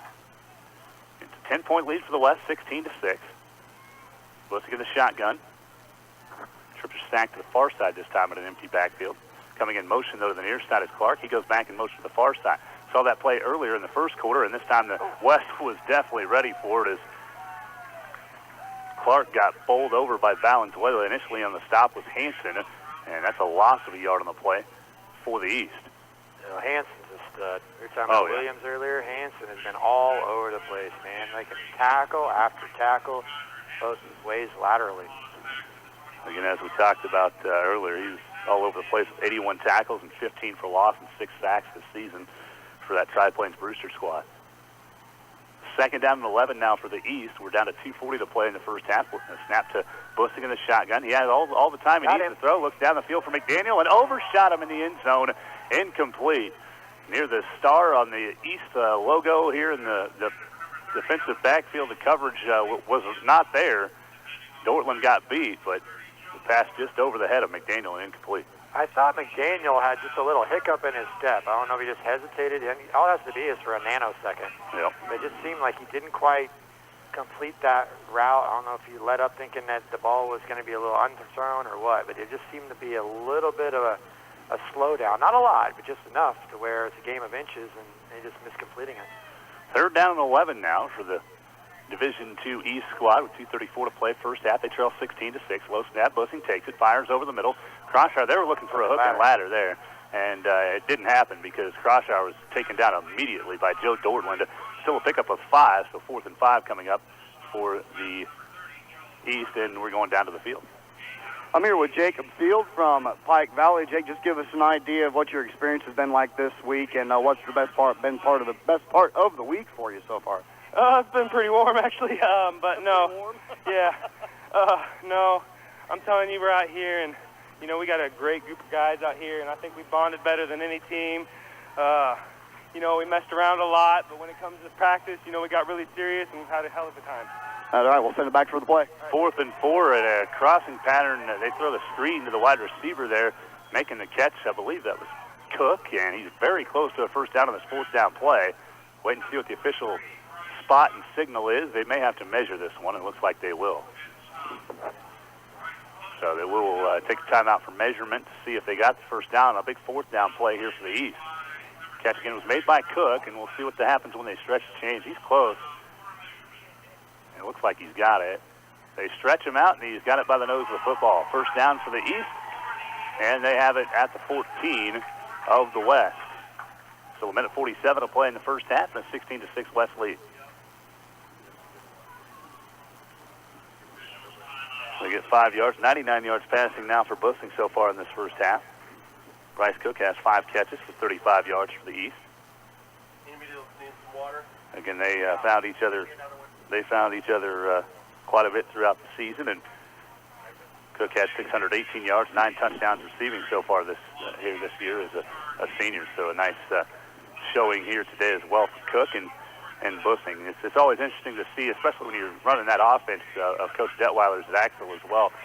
It seems like if you can bring some of your own guys to start learning those things, you're going to have a lot more success out on the field in the All-Star game, and we've seen that so far today. Well, I'm going to throw another plug out there, but those stars are out in the middle of the field, and then the west with the stars on each side in the end zone that's painted in the field, and the east on the other end. Big thanks to Eric Burks and the entire family I talked to. To the person that really wears the pants in that family, even though Eric's the president, and that's his wife. Talked to her yesterday. She said it was a really cool family project, a little bit warm, a little bit, but we had a good time doing it. 1st and 10 for the East, the 14. Pitch goes to McDaniel, cuts inside, and Hansen's there again with Dortland as McDaniel gets to the 11. A 3-yard pickup on the play. It's 2nd down and 7 for the East. We also think Eric, he's just been totally prepared this year, man. I mean, he's got a cooler of water up here. Oh, man, no kidding. Been nice. So 2nd down and a short 8 coming up here for the East after the run by McDaniel. Big thanks to the officials, man. I mean, they don't have to be doing this. No. So they could say, I don't want to be officiating football games in the summer or in June, but they have, and I'm sure they're nice and warm. So it's McDaniel now lined up at the quarterback spot in the shotgun. Direct snap run for McDaniel across the 10 and down to the 6-yard line. Nice pick up there for McDaniel, another 6 yards. And that sets up 3rd down and about 2 to go for a 1st down here for the East. And they're all the way down to the west 7-yard line. Let's look at the 12th play of the drive. Very methodical. They started their own 34, converted that 4th down play. Defense for the green. The West has been on the field for a while. 3rd and 2 for the East. Again, the direct snap to McDaniel. He takes it straight forward across the 5 and down to the 3-yard line. He's got enough for a 1st down. On a pickup of 4. So 1st and goal coming up from the 3 for the East with 34 seconds to play in the first half. 16-6 West the lead. Dortland and Dawson Sandoval teamed up to make the stop and prevent the touchdown for the time being. East, this is actually going exactly the way they would want it to. They get a score here right at the end of the half and not give the West another opportunity. 2 receivers split to the far right. And again, the direct snap to McDaniel. He goes forward. Hansen's there to make the stop. Timeout. A couple other players as well, and the East will take a timeout after a gain of about a half a yard on the play for McDaniel. It will be 2nd and goal from the 2 for the East. McDaniel now with 12 carries, 38 yards. Again, played quarterback at Argonia and Attica, helped lead them to the state championship the last 2 years. As a junior, threw for 1,707 yards and 33 touchdowns and ran for 1546 and 35 scores. A lot of their games got over a lot quicker this year, so he didn't have as big a stats, but still ran for 885 and 26 touchdowns on the ground. So definitely knows what he's doing out there from that running back position, even though he played quarterback most of the year. Right now, it's just kind of like a wildcat, direct snaps to McDaniel at this time. 15 seconds to play here in the first half and a 16-6 West lead. Well, the East has 2 timeouts to work with, 15 seconds, so they can pass, they can run. They have both options available to them. But man, if you go all this way, this will be the 14th play of the drive, and you can't come up with any points. That's just going to really be tough to deal with as you head to the locker room. So a pretty big possession, pretty big 15 seconds here before halftime for both teams. Yeah, it's definitely got to end with points here for the East for them to feel comfortable going into the locker room. All right, go down to Chad real quick. Go ahead, Chad. I've got Tanner Kubik here from Sylvan Lucas. Tanner, just give me a quick fix here on how this week experience has been for you. What's been your favorite aspect? Oh, it's been great. My favorite aspect is meeting all these new people that we've been playing against for the last 4 years. Go ahead, guys. Alec McDaniel takes the direct snap again and takes it in for 6. A touchdown for McDaniel from 2 yards out, and it's now 16-14 with 11 seconds to play first half. We'll go back down to Chad real quick. Sorry, Tanner, I thought we had a few more seconds than we did, but go ahead and finish your thought there about your experience this week. Oh, it's been awesome. I mean, we've played against most of these kids for the last 4 years. Now getting to play with them is just awesome because we're making new friends from all over the state that we would have probably never had this chance if we wouldn't have been here. Right on. Tanner, thanks for your time and good luck the rest of the game. Back to you guys. So the 2-yard touchdown run for Alec McDaniel cuts this lead down to 4 at 16-12. 11 seconds to play here in the first half, and Colton Bussing in the shotgun. Two receivers to the near side, and I saw just a little bit of a flinch from Norris here on the near side, and that's going to be a 5-yard penalty on the East. That's their first penalty of the game. 14-play, 46-yard drive, and basically milked out the rest of the second quarter. So that was well timed. Yeah. You don't see a lot of 14-play, 46-yard drives. Maybe like 76 or 66. No, and definitely don't see 14-play drives on 8-man either. Yeah. So the 2-point attempt is going to be moved back now to the 8. This is where the East will have to try to convert this from after the false start. And that was just the first penalty of the game for the East. Only been one penalty on the West for 5 yards, so it's been a fairly clean game from that standpoint. We're going to go ahead and knock on wood and make sure that stays that way. I don't want to give that broadcaster's jinx, so we've gone through pretty well here for the first half. 16-12 the score and a 2-point attempt. Here's a shotgun snap to Bussing. Has some time to throw. Looks over the middle. Oh, Clark was there, and it just deflects right off of his hands right in the front of the end zone, and it's incomplete. The 2-point attempt fails, and the West will get another chance here with 11 seconds to go. We'll see what the East decides to do on this kickoff, whether they want to squib it and not really try to allow a return, or what their idea is going to be here on the kick. Again, ideally you would have liked to have that touchdown with no time remaining, but still a nice way to end that first half for the East offense to put in a score here right before halftime. Well, at halftime, Chad will be talking to one of the coaches. We also, sounds like we'll have a special interview during halftime as well that Chad's going to line up. And, of course, we're going to hear from Heather Hartman, Economic Development Director, at halftime as well. So 11 seconds remaining until we hit halftime. The West still leading 16-12. They've scored both of their 2-point conversions. The East has failed on both of their 2-point attempts. So thus we have a 4-point difference here as we get near halftime, a 16-12 lead. Again, a solid first half. Really, both teams have been able to do some good things at times offensively. The West is the team that's had the big plays. The East is the team that has had the sustained drives to score touchdowns here in this game. Well, first game was a close game, although really it was competitive, but it wasn't close with 10 minutes to go. But then the East made it very close, and the West won the first game 24-20, and here we got a ball game, 16-12. It seems like it's rare to have two good games in the same year of this All-Star game. We'll have one blowout, one close one, a couple of blowouts. Last year we had a really good game, a 2-point game, 40-38. So Field has it teed up now at the 30-yard line. Typically, he's good enough to boot it out of the back, and we'll see if he does that here. He gets a nice leg into it. Dinkle's in the end zone, and that's a touchback. So that's how they handle that. You forget sometimes who the kickers are and what they're able to do. Braden Field, Jacob Field, was a first-team All-State kicker as a junior, and they knew right away before they even stepped into town here that Field was going to be their kicker for the D2 East this year. It's a weapon. So the West will start at their own 15. Clock didn't run since it was a touchback, so 11 seconds to go here for the West. We'll see what they try to do offensively. Again, these are the types of places where you probably want to be conservative for the most part, but if you want to take a shot maybe deep on the last play of the half, we'll see what happens. Two receivers to the near side. One to the far side is Gates. Janicki and Gefeller to the near side. Eric Gefeller takes a snap and wants to pass. He pump fakes. Now he'll run. He's got some running room. Makes a little move on Bussing, but he's tackled across the 20, out to the 23. And the West took a timeout, I think. Yep, they called a timeout. Yep, West took a timeout with 3 seconds to play after an 8-yard pickup by Eric Gefeller. Colton Bussing was in on that tackle there. Gefeller was his third carry of the game. He's got 6 yards now, so that was his first positive carry of the contest. And again, the West here with 3 seconds left. Expect to maybe see something similar to that last play and see if they can get something out of it without taking too much risk here in their own territory at the 23-yard line. And you are going into the wind, going into the breeze, so don't want to make a mistake in a close game. You just want to maybe like what we saw in the first game too, maybe a little screen pass that's just something safe that might turn into something big for you. And obviously we've seen the West put up 2 big touchdown plays already in the game, so that's probably what Coach Hennick's thinking is here with 3 seconds to play. Maybe we can get another big hitter and put another score on the board before we come back out in the second half. And the West leads 16-12, second down and 2 coming up officially, but basically second down and goal. You're just trying to get into the end zone here before the end of the half.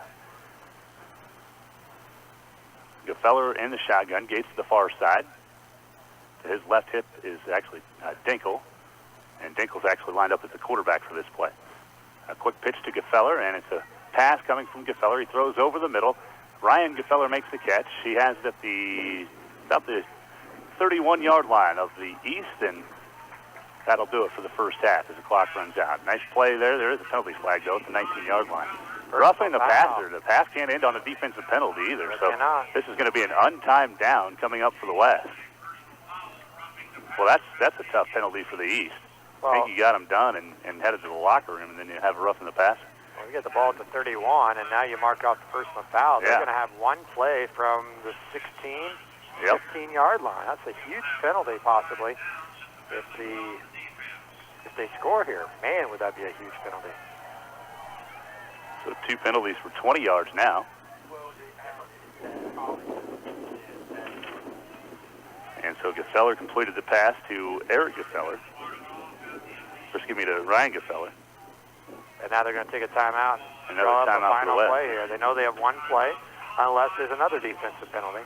You have one play to get the 15, 16 yards. You got to draw something up that's going to get you in the end zone. You get steps shy of the end zone, it won't matter because it'll be the end of the half. So you're kind of giving a new lease on life with that personal foul. So, yeah, I mean, that's a tough situation, like I said, for the East. I mean, you think you got them headed to the locker room, a 16-12 lead. You've done everything you did. You only had to stop them for 11 seconds on defense to basically just stop them for 2 plays. You're headed to the locker room. You've done everything you needed to do to get yourself right back into this game at halftime, and now it's tough. It's not what you want to see here at the end of half. You know, this is where people are really good at being armchair quarterbacks, because a lot of people would say, just take a knee, 11 seconds. What are you going to accomplish? Well, if you took a knee, you wouldn't be in this position right now. So hindsight's 20/20. I mean, if they threw a pass as intercept, a return for a touchdown, everybody would yell, why were they doing anything? Right now you're going, oh, hey, that made sense, 11 seconds, and they were trying to accomplish something. Make a play here and there, and here we go. They're in a situation where they could score before half. Here it is at the 16-yard line. Gefeller takes the shotgun snap. Throws a screen pass over the middle. The catch is made by Dinkel, who jukes one player at the 10, and he's taken down. There's a penalty flag that comes out. I'm guessing this one's going to be offensive. I didn't see any kind of face mask on Dinkel or anything like that, but yeah, if it is a hold, so that penalty will be declined, and we'll go ahead and go to halftime after an official 5- or 6-yard pass play to Dinkel ends the first half. 16-12 in favor of the West at halftime. And we'll probably have Chad coming up here with one of the coaches before we get to halftime. And he's chasing after him. So, again, the big hitters for the first half for the West, and they have a 16-12 lead. And let's go down to Chad with Coach Hennick. I'm here with the head coach, Jeff Hennick of Wallace County Sharon Springs. You guys got off to a nice start. The difference in the game so far has been converting those 2-point conversions. What's been the other keys for you guys? The other keys, our front is doing a great job. Our backs, we've just got to secure the ball. If we secure the ball, we can make good things happen. We can keep their offense off the field, keep our defense sitting down a little bit. If we can do that, we'll be fine. What do you see from the squad on the opposite side of the field that you guys need to talk about at halftime? They're very athletic, you know. They're doing great stuff over there, but we're hurting ourselves the worst. They're not hurting us defensively. We're more hurting ourselves, and if we can take care of that, we'll be all right. Coach, thanks for your time. Again, Jeff Hennick, the head coach of the Division II West, Sharon Springs, Wallace County High School here in a halftime. The West leads 16-12 at the break over the East, and as we are at halftime, we will take a 2-minute timeout. This is the 8-Man All-Star Game Radio Network. And welcome back. Our halftime show on the 8-Man All-Star Game Radio Network. Let's go through the first half statistics. Again, at halftime, the West is leading 16-12 over the East. The East actually struck first on an 8-yard touchdown pass from Colton Bussen to Ryan Krauschauer, and the run failed, making it 6-0 in favor of the East with 9:41 to play in the first quarter. The West would respond to their next possession, a 50-yard touchdown run from Brady Dinkel. Dinkel added the 2-point conversion. Dinkel of Victoria made it 8-6 West, 7:46 to play in the first half. And then in the second quarter, leading 8-6, a 61-yard touchdown pass from Eric Gefeller of Wallace County to Parker Gates of St. John's as Walker Miniola added the 2-point catch from Gefeller to make it 16-6 with 9:47 to play in the first half. And at the end of the first half, with 11 seconds remaining, a 2-yard touchdown run by Alec McDaniel from Argonia and Attica. 16-12 West lead as the PAT failed. going into halftime. Again, West had their chances, but on the play from the 16-yard line, they were only able to get 6 yards, and we hit halftime with a 16-12 lead for the West. Eric Gefeller, 5 of 7 passing for 130 yards and a touchdown for the West squad. Gefeller again with the 130 yards in that first half and the touchdown pass. Parker Gates has been the beneficiary of most of those yards. He's got 101 yards receiving on 3 catches and a touchdown for the West squad. Also, 1 catch, 28 yards for Ryan Gefeller of Tri-Plains Brewster. Landon Walker with 1 catch for 20 yards, and Brady Dinkle 1 catch for 6 yards for the Division II West. Also in the passing game, Dinkle 1 of 1 for 25 yards passing, leading rusher yard-wise with the 50-yard touchdown run on 1 carry. Nick Higginson has 6 carries for 23 yards, also 3 carries for 6 yards for Eric Gefeller. Brandon Sandoval of Ingalls has 3 carries for 2 yards, and Isaiah Warnke of Buckland 1 carry for 1 yard in the first half. Over on the east side, quarterback Colton Bussing of Axtell has also thrown for just under 100 yards. It's 11 of 15 for 99, a touchdown and an interception in the first half for the East squad. Bussing of Axtell, the quarterback, Alec McDaniel went 0 for 1 passing. Leading receiver in the first half, Bryce Cook, 5 catches for 35 yards. Alec McDaniel had 3 catches for 34 yards in the first half. Ryan Krashauer with 3 catches, 22 yards and a touchdown. He's from Frankfort High School. Brennan Clark of Chase had 1 catch for 9 yards in the first half. McDaniel of Argonian Attica is the leading rusher, 13 carries for 40 yards. Also 7 carries for 16 yards for Bussing. Colton Bussing, the quarterback, and Brendan Clark, 2 carries for 3 yards for the Division II East. Division II East with 2 penalties for 20 yards in the first half, 1 penalty, 5 yards from Division II West. 2 turnovers, 2 fumbles by the West in the first half, and 1 turnover on an interception thrown by Colton Bussing, that was intercepted by Brady Dinkle in that first half. So that kind of catches you up on the first half statistics. Again, at halftime, it is 16-12 in favor of the Division II West over the Division II East. They outscored the East 8-6 in both quarters. Again, we are at halftime, and we have a special guest and special interview coming as we go back down to the field with Chad Howley. Yeah, Chad Howley back here on the field with you. I'm here with David Shem. David, I'm sure this is an emotional and in some ways a bittersweet day for you for a lot of reasons.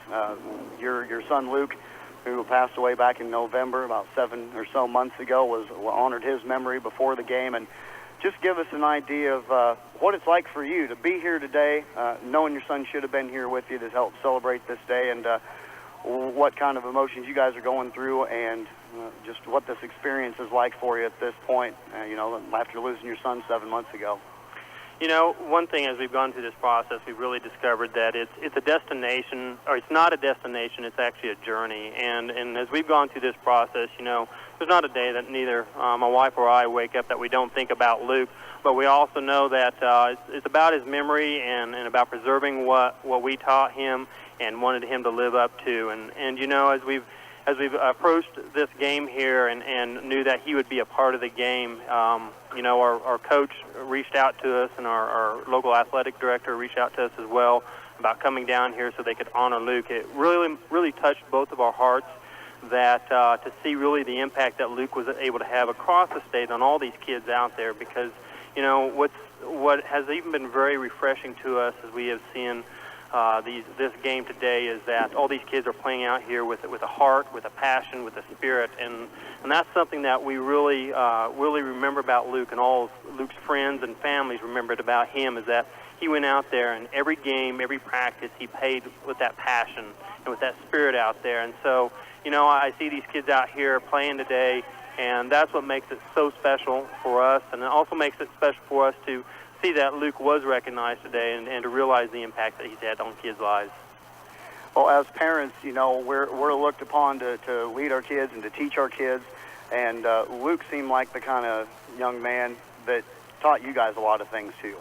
And what would be a couple of things that you pass on? Because we've talked about this before on our Waterside Wake Up Morning show, and a couple other situations where some families, we just recently here, the Smith family here in Beloit lost their son, and I always say my worst nightmare is outliving my kid, and I would never wish that on anybody, and it's unfathomable. I can sit here and be sympathetic and whatever else, anything like that. But I can never really understand what that's like to go through. But what have you taken away from this experience? There's got, you always got to look for the silver lining or whatnot. But what did you learn from your son, and what do you take away from all this experience and what you guys have been through the last 7 months to help you maintain and carry on going forward? Well, I think there's a couple of key things. One is that, we've got to remember Luke's memory in it, and we've got to realize that he wouldn't have wanted us to stop living or stop engaging life. And obviously we take much comfort in our faith, knowing that Luke is in heaven, that he is still with us in our hearts in heaven, looking down upon us. But I think the thing that we look at, too, is that, having gone through this, and as you said, it's a parent's worst nightmare, is that it's still about living life. It's about engaging life. And if we stop engaging life, if we stop taking that risk, if we pull back within ourselves, then we can never have the impact on people. And Luke would have never had the impact on so many people across the state if we would have told him to just clam up around himself and not to reach out and engage others. And so as difficult as this has been for us, we still want to engage life. We want to see these kids engage life, that life is about risk, but it's also about reward, too. Dave, Jim, thank you very much for taking a few minutes. Listen, thanks for being here today. Thank you, and God bless all. Thank you. Back to you guys. Again, we appreciate David joining us here on our halftime show, and our thoughts are always with those in the Wallace County community as well as the Shim family. Again, we are at halftime. It is 16-12, the West in favor of the East. Let's take another 2-minute timeout. We're back on the 8-Man All-Star Game Radio Network. And we're back here on the 8-Man Division II All-Star Game with the West leading 16-12 over the East at halftime. We're hoping maybe Chad will talk with one of the East coaches here at the halftime and get their thoughts before we open out half number 2. Again, 16-12 is the score. You should talk to one of the officials right there. I'm sure they'd love to be maybe that's what his next interview is. I don't think Rodney wants to talk. No, Rodney won't. He's pushing him away. He's a man of few words. 16-12 here at halftime in favor of the West. And as we've seen in the first half, really the West is the team that's been the big hit threat. The 50-yard touchdown, a 61-yard touchdown. The East is the team that's been able to grind out some offensive possessions and drives there in that first half. And they've been the team that's been able to get the most done there with as far as consistently moving the football on the ground. So, again, we're at halftime with the West leading 16-12. And we will go down to Chad. He's got another special guest with us here at halftime. That's the head coach. It's all you, Chad. I'm here with the East Squad head coach here. This is Eric Detweiler. Coach Detweiler, give us just your overall thoughts on the first half and some things that you guys want to look to do a little different to make up this gap in the second half, besides convert on the 2-point conversions. Yeah, we're ended up a couple points short there. We're down 4. We're driving the ball well. We just need to execute, Defensively, we give up 2 big plays, but other than that, we kind of shut them down. So limit the big plays on defense, and offensively, we're missing some pretty big blocks. If we can get some blocks there, I think we'll be pretty successful. Everybody's been on both sides, been able to move the ball a little bit, had some turnovers come into play. And like I say, the main difference in the game so far is just a couple of execution plays here and there and the 2-point conversions. And what did you tell your team at halftime that you guys need to come out and refocus on in the second half? Well, build momentum. I don't know if our defense is quite flying to the ball like we should. We've had a couple turnovers. We made a couple big plays, but, just fly to the ball defensively and build some energy. A lot of these guys, this is their last game, their last half, so play as hard as they can, blood, sweat, and tears, and give it all you got. East Squad head coach Eric Detweiler, thanks for your time. Good luck in the second half. Thank you. And the West again leading 16-12 at halftime. Parker Gates with 101 receiving yards on 3 catches in the first half and a score. And again, Eric Gefeller 5 of 7, 130 yards passing in the first half of that West squad as we get set for half number 2. Colton Bussing again threw for 99 yards in the first half for the East. McDaniels had 40 rushing yards, 34 receiving yards for the East. So really it's been overall a good first half for both teams, but 2-point conversions is what made the difference. We're ready to kick off half number 2. Jacob Field has it teed off 30-yard line. And back to return are Janicki and Dinkle for the Division II West squad. In the West with the ball, they deferred in the first half, and the East elected to receive. So Field on the approach, end-over-end kick, and Dinkle will field at the 3-yard line. To the 5, out to the 10, out to the 15, cuts back inside across the 20, and out to about the 23-yard line. 22 is where they'll spot the ball to start this first possession of the second half. For the Division II West, again leading 16-12, and we are set for half number 2 as we are underway in the second half and below at Trojan Field. Again, a big thanks to everybody involved this week with the 8-man All-Star games, and we're ready for our final half of football. West team won the Division I game earlier today, again 24-20, and the West leading this game by 4 just into the second half, 16-12. Peyton Taylor brings him out at the center position. At quarterback again is Gefeller. He has one setback this time, and that is Branson Sandoval from Ingalls. One receiver to the near side is Warnke. The handoff goes to Sandoval as he takes it straight forward to the 25-yard line. Pick up a 3 on first down. It's 2nd down and 7. Branson Sandoval now with 3 carries for 5 yards. That was his best carry of the game so far. So 2nd and 7 coming up now for the West after the carry by Sandoval.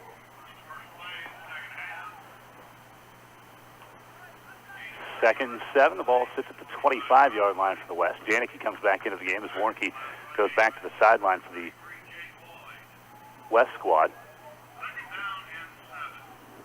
2nd and 7 again. Gefeller will be in the shotgun this time.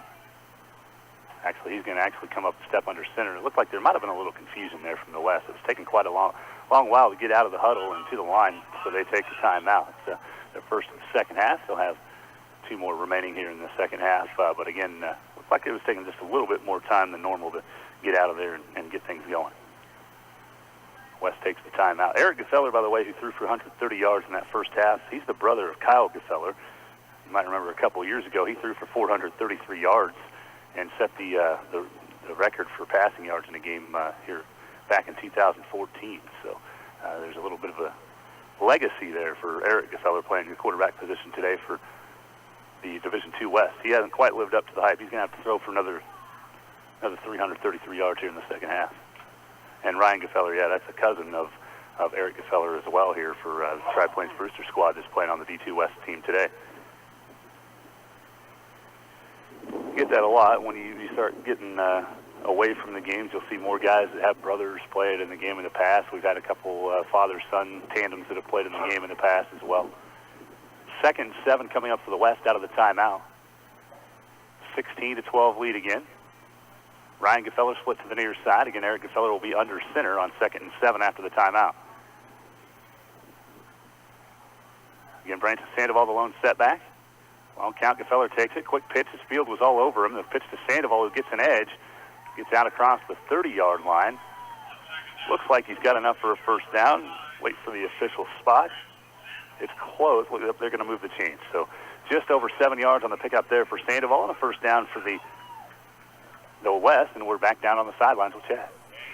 I'm down here with Dawson Caldron from Pike Valley. I think not too far away for you to make the trip down to Beloit, but what's this week meant to you and what's the experience been like? Oh, the experience has been great. Got to meet a lot of new guys and made a lot of friendships, and it's been fun being around these guys this past couple weeks, and I think it'll be a memory that'll last forever.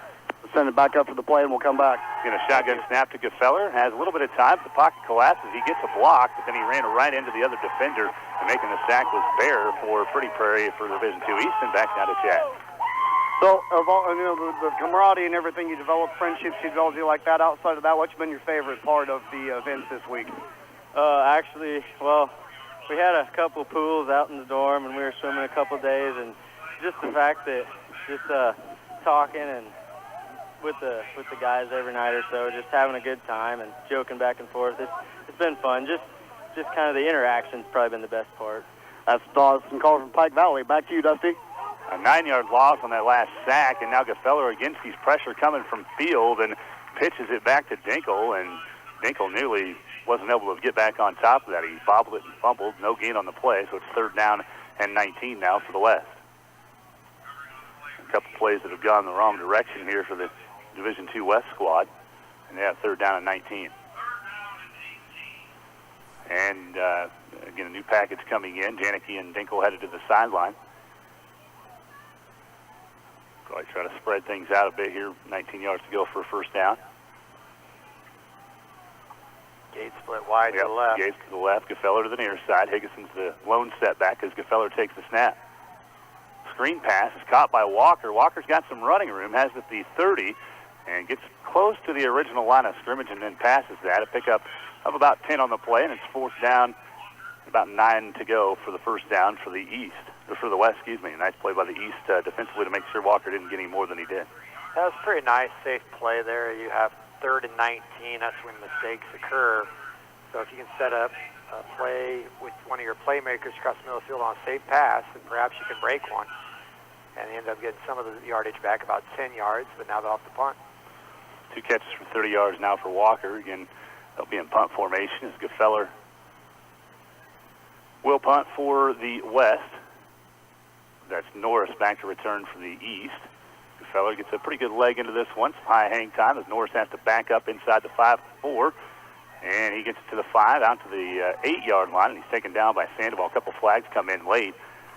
He's a situation where it's more than likely going to be a block in the back or a hold on the East on this return by Jacob Norris. Got out to the 11-yard line is where they officially spot it, and we'll see how many yards they lose on the penalty. It is a hold out there on the East. Be the half the distance the goal penalty should be anyway, and they'll set them up at the 5.5, 6-yard line, about 5.5. And that's 1st and 10 for the East from that spot. Here starting this next possession. 8:26 to play, 3rd quarter. The West leads 16-12. Norris trying to make a play. If you would have let go, it would have been a touchback to the 15. But when you're in an all-star game, you want to catch that ball and go. And the shotgun, Bussing to his left side is Clark. Bussing fires near side again on an out pattern to Cook, and Cook is taken down by Hardin Perry on the near side after a pickup of 2 on the play. And it's 2nd down at about 8. You know, usually you would say like Perry Hardin.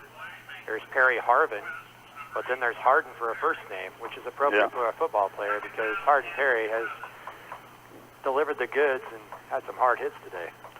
That was the 6th catch of the game for Cook for 37 yards for the Division II East.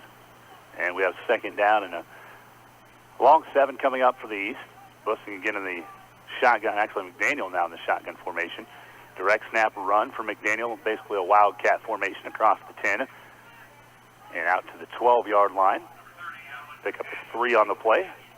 3rd and 4 coming up.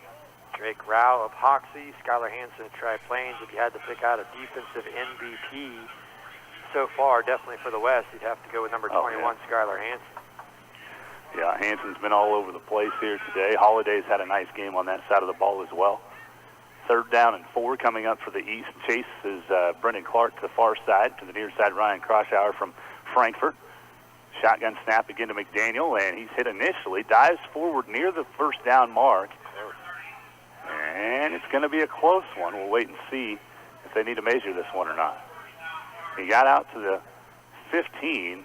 Really needs the 15.5 for a 1st down. So I think he's up. They're going to move him around and move the chains. Looks like they knows that football made it far enough for a 1st down, a 4-yard pickup for McDaniel. It's hot. Let's not waste time bringing in the chains. I agree with you. Straight down. Perfectly fine. Move the chains, move the clock. Let's get going. I think too many people argue about that one. 1st and 10 just outside the 15-yard line now for the East squad. In the West leading 16-12 with 6:48 to play in the 3rd quarter. Nobody scored yet here in the 2nd half. West had 1 possession. They went and had to punt, and the East has it for the first time here in the 2nd half. Shotgun snap to Bussing. Has some time to throw. He's got Croshauer open, and he makes the catch at midfield at the 30, 15, 10, 5, touchdown. Big-time pass play there. That one covers 65 yards for a touchdown for the Division II East from Bussing to Croshauer, and that's his 2nd touchdown catch of the game, the first big play of the game for the East All-Stars. I believe I know who Chad should talk to for his next player interview. How about Croshauer? He had 2 touchdown catches, and that was a beautiful pitch and catch. Perfect timing. 166 yards passing now for Bussing. A couple touchdown passes to Croshauer, who now has 87 receiving yards. 2-point attempt coming up. It's a 18-16 lead now for the East after the touchdown pass. Bussing fires near side. McDaniel makes the catch, makes one move on Dortmund, and takes it into the end zone for the 2-point conversion. 6:29 to play, 3rd quarter, 20-16. The East has claimed the lead. That was their first conversion on a 2-point attempt in this contest, as the East now leads again 20-16 on a 65-yard touchdown pass from Bussing to Croshauer. Well, they had that set up as if they were going to throw the pass to the strong side, to the right side, and the defense went that way. The pump fake right and then back left, and it was wide open. All he needed was a little bit of a chip block, and McDaniel did the rest to get in for 2. So Kraushauer the touchdown pass, McDaniel the reception. And again, the East has moved into their first, or back into the lead. They led 6-0, and the West made it 8-6 and then 16-6. East cut it to 16-12 at halftime, and now they lead 20-16. The East does with 6:29 to play here in the third quarter. Would we get in trouble if we sent Chad like onto the field to do the interview, like in the middle of the field, right there on the kickoff? That he's probably going. would be. He's going. Yeah, look at that. Yeah. And he changed Psych. Nah, that'd be pretty gutsy or pretty stupid. One of the two. I'm going to go with the second one. You want to go with the second one? Yeah, I agree. Chad's in agreement. But it'd be something we could remember for the rest of our lives. That's true. Make memories, right? Sideline reporter gets tossed for going on. Our news director's not here Monday because, well, you know. And over-hand kick goes straight into the end zone, and Dinkel's not going to have a chance to return it. So another nice play and a nice kick there for the... He's going to get Mr. Kraushauer, I think. Mr. Kraushauer is going to have to get a little drink after that long touchdown run. Yeah. Absolutely. How about after this play we try to get him? So the West takes over 1st and 10 at their own 15-yard line. And Gefeller steps under center. Kind of a tight set again. Split to the near side, though. This is Warnke. Lone setback is Higgison. Gefeller takes the snap. Handoff goes to Higgison on a read play, and he gets right to the line of scrimmage and nothing more. No gain on the play for Nick Higgison, and that sets up 2nd down and 10 for the West. In a 20-16 lead. For the East now, the West looking to respond after falling back behind. Nathan Porting, a guy that came in late because, again, Jay Seuther was not able to play in this All-Star game from Frankfurt, who had the car accident. And Porting's done a nice job on the defensive side for the East. Shotgun snap goes to Gefeller. He hands to Higgison. Higgison has a little bit of running room and tracked down from behind by Kyler Brewy as he gets across the 20 to the 21. A 6-yard pickup there for Higgison. 29 yards on 8 carries for Nick Higgison. Clock runs at 5.5 in the third quarter. Big 3rd down and about 4 coming up here for the West squad. East looking to make a stop defensively, get the ball back after they just took the lead. Trying to force this 3 and out. Higgison comes out of the game. Parker Gates split wide to the left, to the near side. On the right side is Janicki and Ryan Gefeller. Here's the snap to Gefeller. Pump fakes, hitch and go, and actually he's going to tuck and run instead. Nice run from Gefeller all the way out to the 35 to midfield, 35-30, and across the 25-yard line to the 24. About the 23.5 is where he steps out of bounds. Big 1st down run for Gefeller. Let's go down to the field with Chad. I'm here with Ryan Kraushauer from Frankfurt. You got the first score of the game. You got the go-ahead score for you guys here in the second half. A couple of touchdowns for you. Just tell me about the experience you've had this week and what it's like playing in this game. Oh, I was really pumped. I came down here. I was expecting to have my teammate with me. And I was really bummed out, and I was just like, I want to play for both of us. I'm playing really hard, and I'm just happy to contribute for the team. Let's take it back upstairs for the play, and we'll come back down. It was a 36-yard run by Gefeller, setting up 1st and 10 at the East 24 for the West. Gefeller fires near sideline. Catch is made by Janicki out of bounds to the 16. And I want Chad to ask him about the 2 touchdown catches and what kind of routes and what did they see. Tell us about the 2 touchdown catches. Tell us about the routes and what you guys saw that you can take advantage of. On the first one, the guy was playing press defense on me, and I was running a hinge, so I just went to the end zone and kind of audibled it. Colton made a really good pass and ended up catching it. And then the second play, their D-back had been killing us on that play all day, and I was supposed to be blocking him, and he kept getting through, so we just switched it, and I fake blocked him, then just went deep and caught that big pass. It was really fun. It was a very good play on our coach's part. Ryan Kraushauer, thanks for your time. Good luck the rest of the way. Thank you. Pass down to Ryan Gefeller, got down to the 3-yard line, so 1st and goal for the West as Eric Gefeller's in the shotgun again. Takes the snap.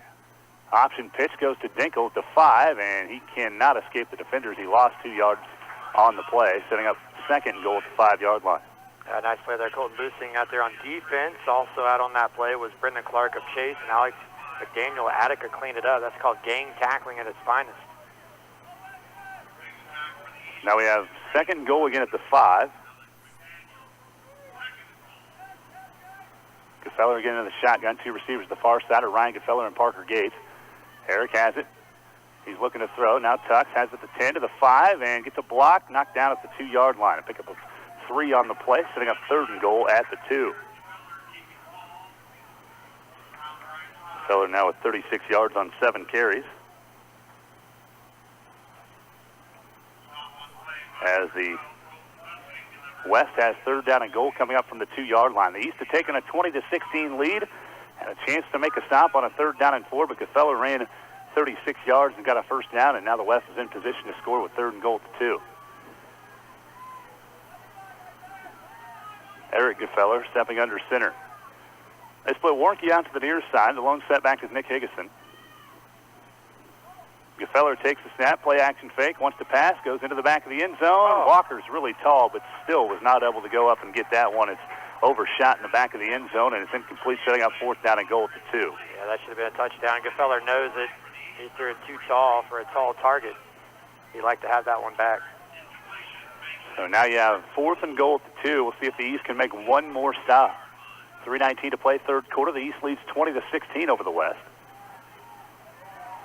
Gefeller's thrown for 162 yards so far in this game for the West squad.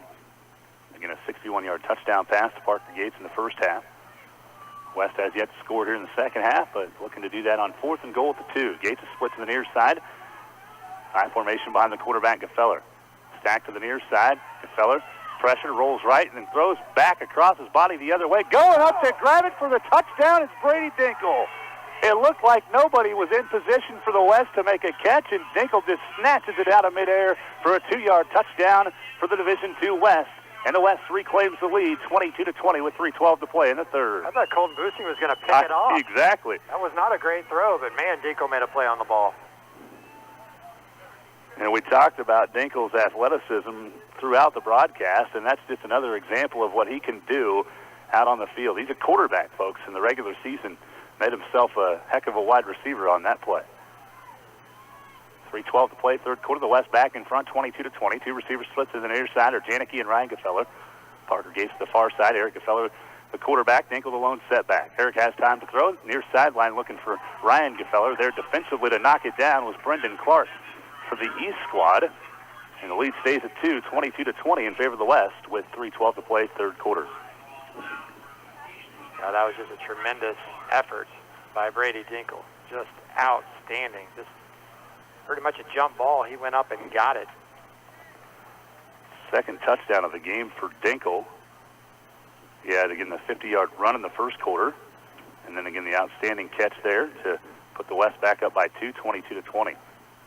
If he doesn't make that catch, that's a turnover on downs, and we're going the other way, or it's picked off. It's a touchback at the 15. So just an absolutely gigantic play in this game for the West All-Stars by the play by Dinkle for Victoria. So again, it's a 22-20 lead for the West now with 3:12 to play here in the 3rd quarter. And a good response as the East had taken their first lead since early in the game at 9:41 to play in the first. They led 6-0, and then the East claimed the lead 20-16. But the West, again, with 2 big plays, the one on the 3rd and 4 that was a 33-yard run for Gefeller, and then they get the 2-yard touchdown on 4th and goal to 2. And Chad has somebody. Let's go down to Chad.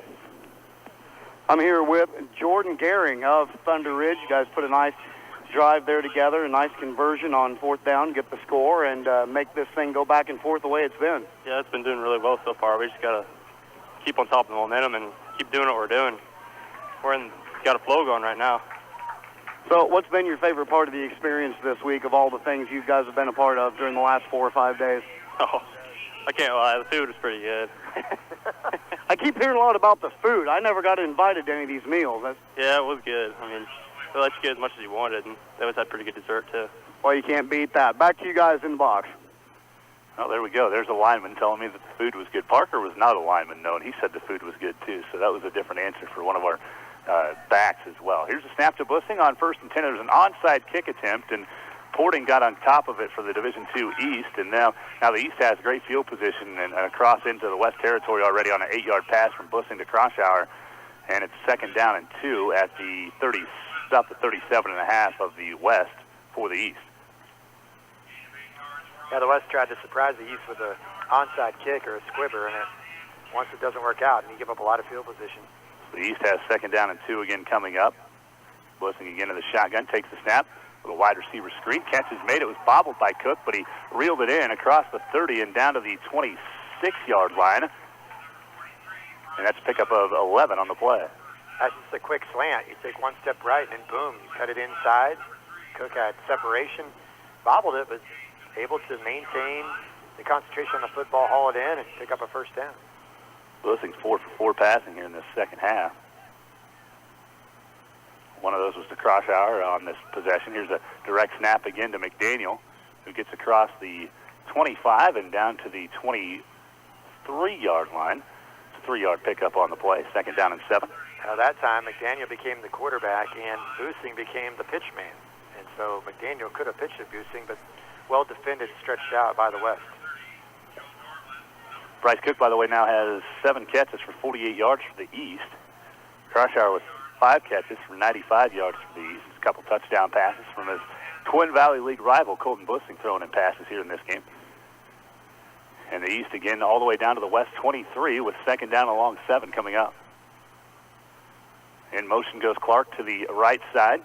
Bussing comes back to the near side. And, it's right on McDaniel's hands, and he couldn't reel it in. Puts his hands up to the face mask, knowing he should have made the catch.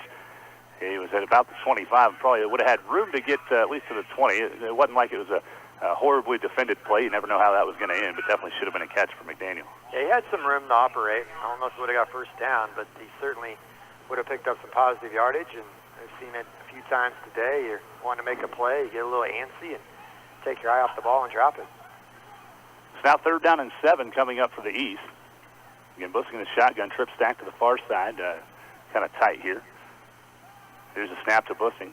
Pressure comes from Walker. Bussing tucks, throws, and over the head of Clark on the near sideline. Dortland in on the coverage. It goes out of bounds and incomplete, setting up 4th down and 7. So here's a big play for the West defense. They lead 22-20 with 1:33 to play in the 3rd. Well, this game has been close throughout. The first game was good for a half, and then all of a sudden 18-point deficit. And before we knew it, it was a 4-point game, and the East had a chance to win the game earlier today. So we've got 2 competitive football games. 4th and 7 for the East, the West 23. Clark again in motion, this time to the near side. Low shotgun snap to Bussing. He's pressured out of the pocket, gets it over to McDaniel. Has some room to work. Has it to 20, 15, 10, 5. Touchdown on 4th and 7. They throw the other way to McDaniel, and he takes it in from 23 yards out for the East, and they reclaim the lead, 26-22. Well, that was what made that play is once he missed the first tackler, there was nobody left on the far side of the field, and that was the easy sprint for 6 for McDaniel. 3rd touchdown pass of the game for Colton Bussing as the East again now back on top, 26-22. This is an important 2-point conversion. It would stretch it to a 6-point game. McDaniel, the direct snap on the 2-point attempt, goes straight into the end zone for the 2-point conversion.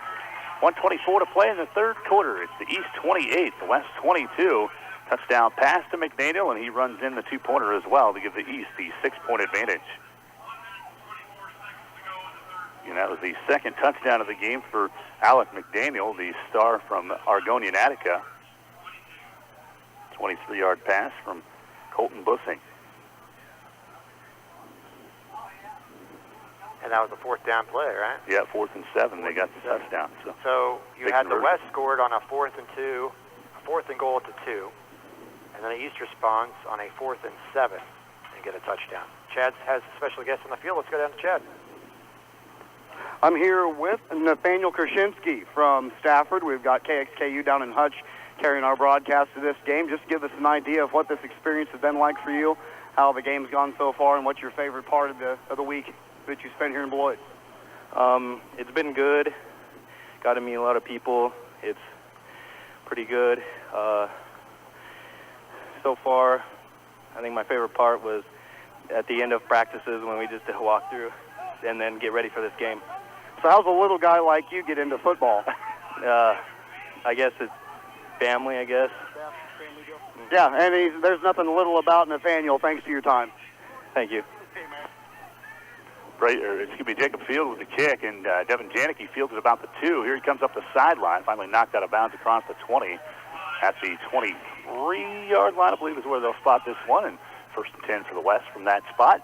With 1:20 to play in the 3rd, it's 28-22 in favor of the East. Yeah, Nathaniel Krasinski, 6'6", 280. There's definitely nothing small about that guy. Well, we forgot to get the step stool for Chad because he almost needed that to get the microphone up high enough for the 6'6" guy. 1st and 10 now for the West as they try to get back in the lead. They gave it back up to the East, 28-22 the score. They have it at the 23-yard line. They're on 23 to start this possession. Shotgun snap to Gefeller. Throws a quick screen to Parker Gates. Gets across the 35 and out to midfield, making his moves across midfield to the 37. Nice play there to Parker Gates that covers 20 yards. Well, you want to get your playmakers in open space. If you can do that, they can make a lot of people miss. So we get a first down here for the West at the East 37. Pop and go, there it is. Pitch and go to Parker Gates, and they overshot him. Just at the 8-yard line, Parker was about the 11, and Gefeller put a little bit too much on that one, and 2nd down and 10. Man, Jordan Steineck, he got burned on that one from Wilson. He was pounding the turf. He got caught on that little hitch. And if the throw is accurate, Parker Gates is in the end zone for another touchdown. So as it sits right now, it's 2nd and 10 at the 37-yard line. 1:01 to play 3rd quarter. The East leads 28-22. I would guess the West will go back to that play here at some point. That's not going to surprise me. Why wouldn't you? You got to be. 2 receivers the far side, 1 to the near side is Janicki. Gefeller takes it. This time he comes back in on a curl, does Gates, makes the catch at the 29-yard line. Looks like they'll go ahead and give him that forward progress, and it'll be 3rd down and a long 2 coming up after an 8-yard pass play. Well, you like the play call there because your corner is going to back off. Yep. After getting burned, you're going to give a lot of space, so then you'll take your 7-8-yard pickup. 5 catches, 129 yards, and a touchdown now for Gates. They throw to the far sideline on an out route to Ryan Gefeller this time, and he's not able to reach out and get it. It goes out of bounds and incomplete at the 22-yard line, and it's 4th down and 2 again now for the West. 33 seconds to play in the 3rd quarter. The East leads 28-22. Gefeller is now 11 of 16 in the game, 192 yards, and a touchdown. 2 touchdowns, actually.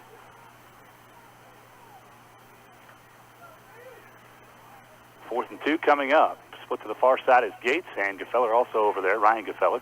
Near side is Janicki. Dinkel alone set back as Eric Gefeller takes the snap. Again, the hitch and go. They're looking deep for Gates. Parker backing up, makes the catch inside the 10, and out of bounds at the 6-yard line. Another first down for the West, and that one covers 28 yards on the pass play. Well, there is a flag, but I think it's going to be on the corner defending Parker Gates. There might have been a defensive hold, or even you want to call it PI, pass interference, but I'm pretty sure that's on the defense. And no doubt the West is going to let that go, decline it, and take the gain. We'll actually call it 24 yards on the pass play down to the 6 to Parker Gates from Gefeller, and as you said, they will decline that penalty. Actually, they'll tack it on to the end of the play. Are they? Yeah, defensive holding. Yep, holding. So it's PI that declined it as a hold. Yep. They tack it on to the end of the play, so they have it at the 3-yard line now. So 216 passing yards now for Gefeller. Another big catch for Parker Gates. 155 receiving yards. First and goal at the 3. Snap to Gefeller. He fakes, wants to pass. He's pressured out of the pocket and rolls right at the 10. Gefeller, again, pressured. His knee hits the ground. There's Jacob Field making the play. It's really, if you're Gefeller right there, I think your best option is just throw it out of the back of the end zone. Yeah. You're out of the pocket. You're away from everything you need to be away from. Throw it away. And he did not do that. He sacked all the way back to 12 and a loss of 9. Looked to me at Devin Janicki of Chi-Lin was held in the middle of the field there at the goal line. He was trying to make a outcut, and he got pulled backwards, and that was a defensive hold that was not called. And then Gefeller, like you said, would have better off just throwing that away. We've come to the end of the 3rd quarter where the East leads 28-22. The West will have 2nd and goal from the 12 when we return. After 3, again, it's 28-22 East. We're back in 1 minute on the 8-Man All-Star Game Radio Network. 3 quarters in the books, the East leading 28-22 over the West in our 8-Man Division II All-Star Game at Trojan Field in Beloit. West will start this 4th quarter with 2nd down and goal from the 12-yard line. Gefeller was sacked for a 9-yard loss the last play of the 3rd quarter. In the shotgun again is Eric Gefeller. To the near side is Gates. Far side, that's Ryan Gefeller. Option pitch goes to Sandoval, who gets back to the 10, a pickup of 2 on the play for Branson Sandoval. 6 carries for 14 yards. So it's third down and goal now from the 10 for the West. Because I've seen many times that when teams run options, they run it to the short Short side of the field. yeah, no. I've always thought an option you should run it more to the far side of the field. I understand keeping the defense honest and running the short side from time to time, but you'd think that'd be a little more effective to the wide side. Third and 10 coming up for the West. Third and goal at the 10, I should say. The fellow in the shotgun takes the snap. Has a little bit of time to throw. Gates. Looks into the back of the end zone for Walker, who goes up, makes the grab. Touchdown, West. Wow. Landon Walker reels it in, and you cannot say at all that was bad coverage from the East. Walker just went up to get it, and it's a 10-yard touchdown pass from Eric Gefeller to Landon Walker, and we're tied at 28 with 11:16 to play. Well, Gates was open on a crossing pattern right there inside the goal line, but he was going to Walker all along, and like you said, you can't really cover it any better than they did. Just you got a little bit of size advantage with Walker. So Landon Walker, the 6'4" tight end, goes up to get one there and ties the game up at 28 with 11:16 to play. Here's a two-point attempt coming for the West. This time it's Dinkel at quarterback. He rolls to the right, has some time to throw.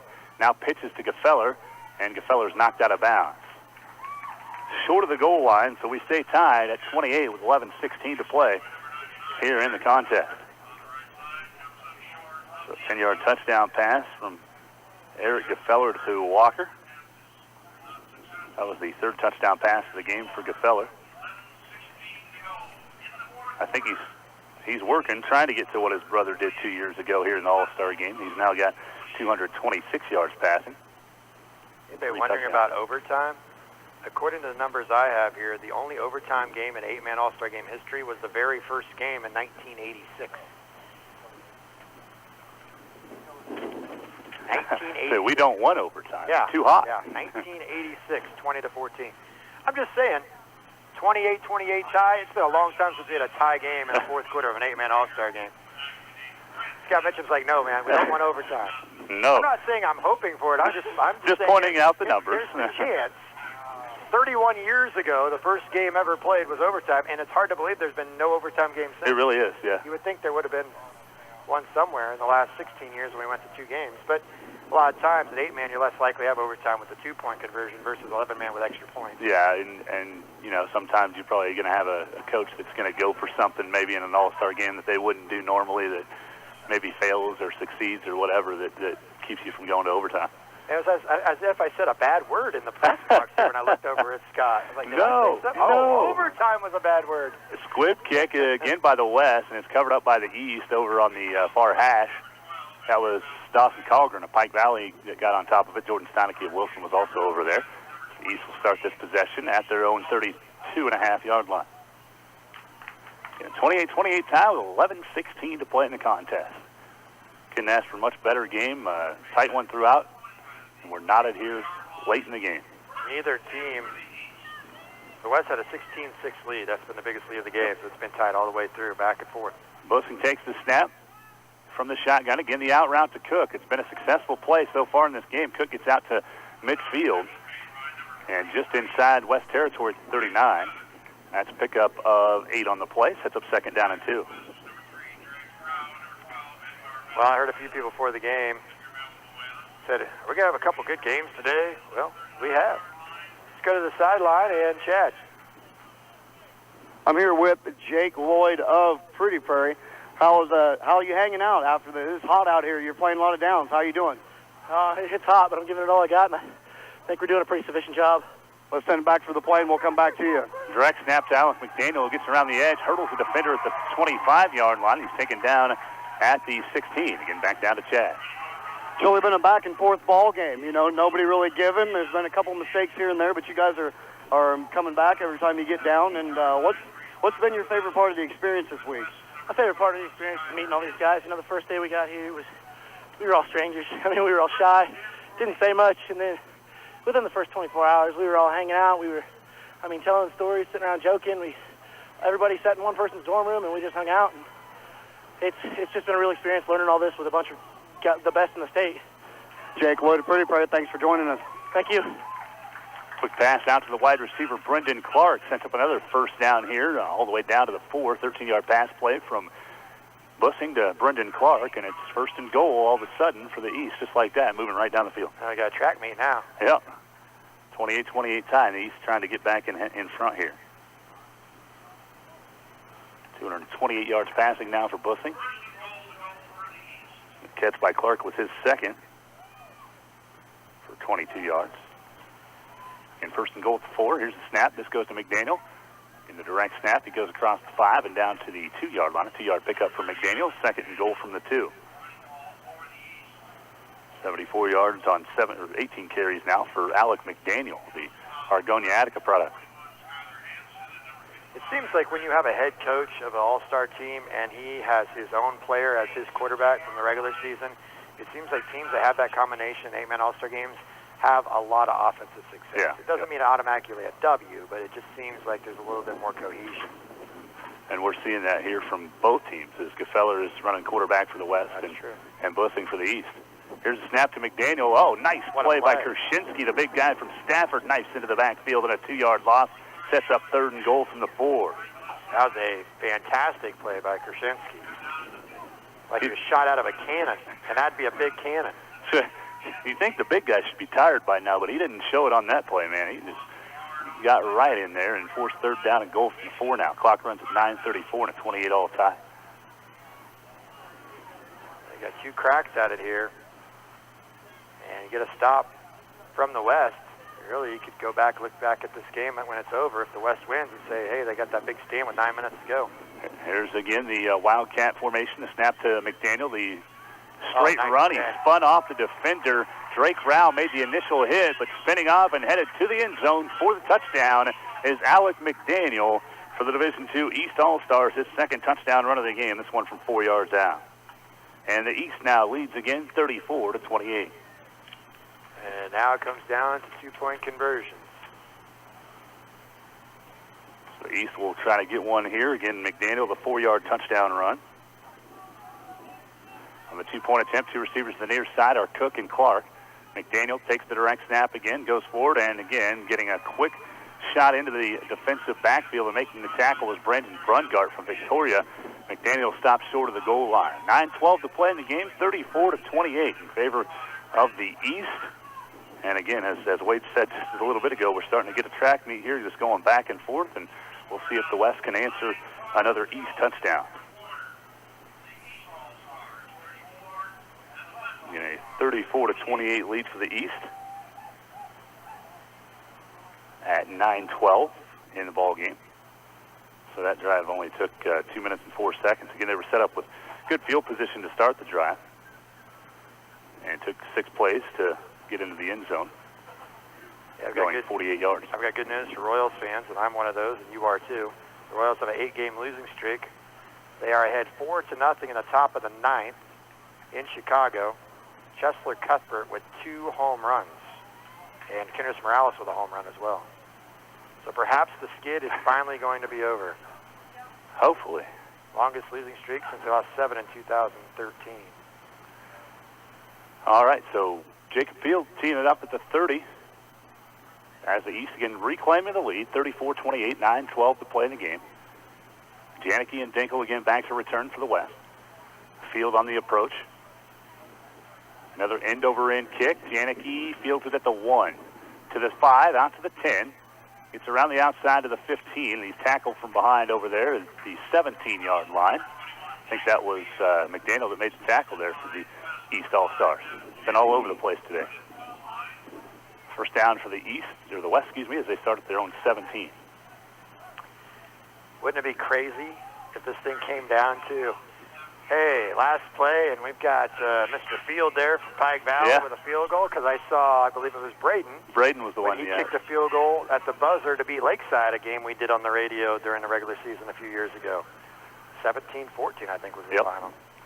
First and 10 now for the West as Gefeller hands off to Higginson, who's hit low and taken down right away by Lloyd from Pretty Prairie. Pickup of about 1.5 yards on the play. It'll be second down and a short 9 coming up. The only problem with that, in a short week of practice, you had 4 days basically. They got here on Tuesday. Did they even waste any time with a snap, a hold, and a kick an extra point?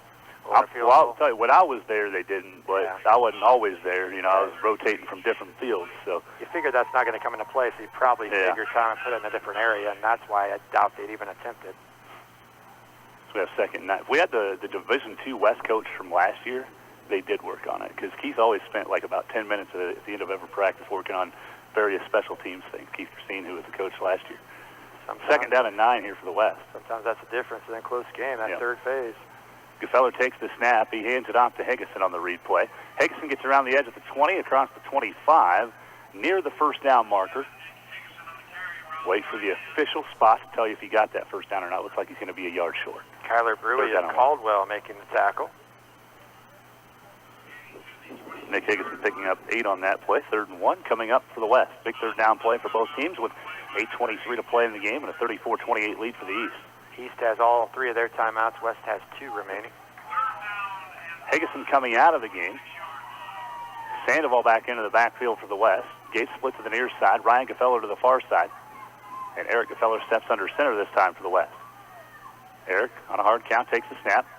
Replay, and he keeps it. And a very smart decision. He gets across midfield to the 35-30, 25-20, 15-10, and a diving stop by Jacob Norris as Gefeller goes down at the 2-yard line. Big run that time for Gefeller. 52 yards. 52 yards. There it is for the Wallace County quarterback for the Division II West. 79 yards rushing now on 8 carries for Gefeller. Gates checking out, as is Gefeller, so it looks like they're going to go with their big package here at the 2-yard line. 8:12 to play in the game, 34-28. The West trying to tie it back up. Warnke will split to the near side. Lone setback is Higgison. Walker and Janicki are the tight ends. The center, Peyton Taylor, gets it to Gefeller, who hands it to Higgison, and he stopped immediately. No gain on the play for Higgison, maybe a half a yard. So it'll be 2nd down and goal, about the 1.5. Lloyd of Pretty Prairie and Clark of Chase, nice job clogging up the middle. About a yard and a half away from the end zone now for the West, a chance to tie this game up. As Sandoval will check back into the game for Higgison. And they'll come out with that tight set. Split to the near side is Warnke from Buckland. Lone setback Sandoval. Same formation except Sandoval back there instead of Higgison. Gefeller takes the snap, fakes to Sandoval, and just walks in for 6 for the West. 1-yard touchdown run for Eric Gefeller, ties the game at 34 with 7:14 remaining, and a big 2-point attempt coming up for the West.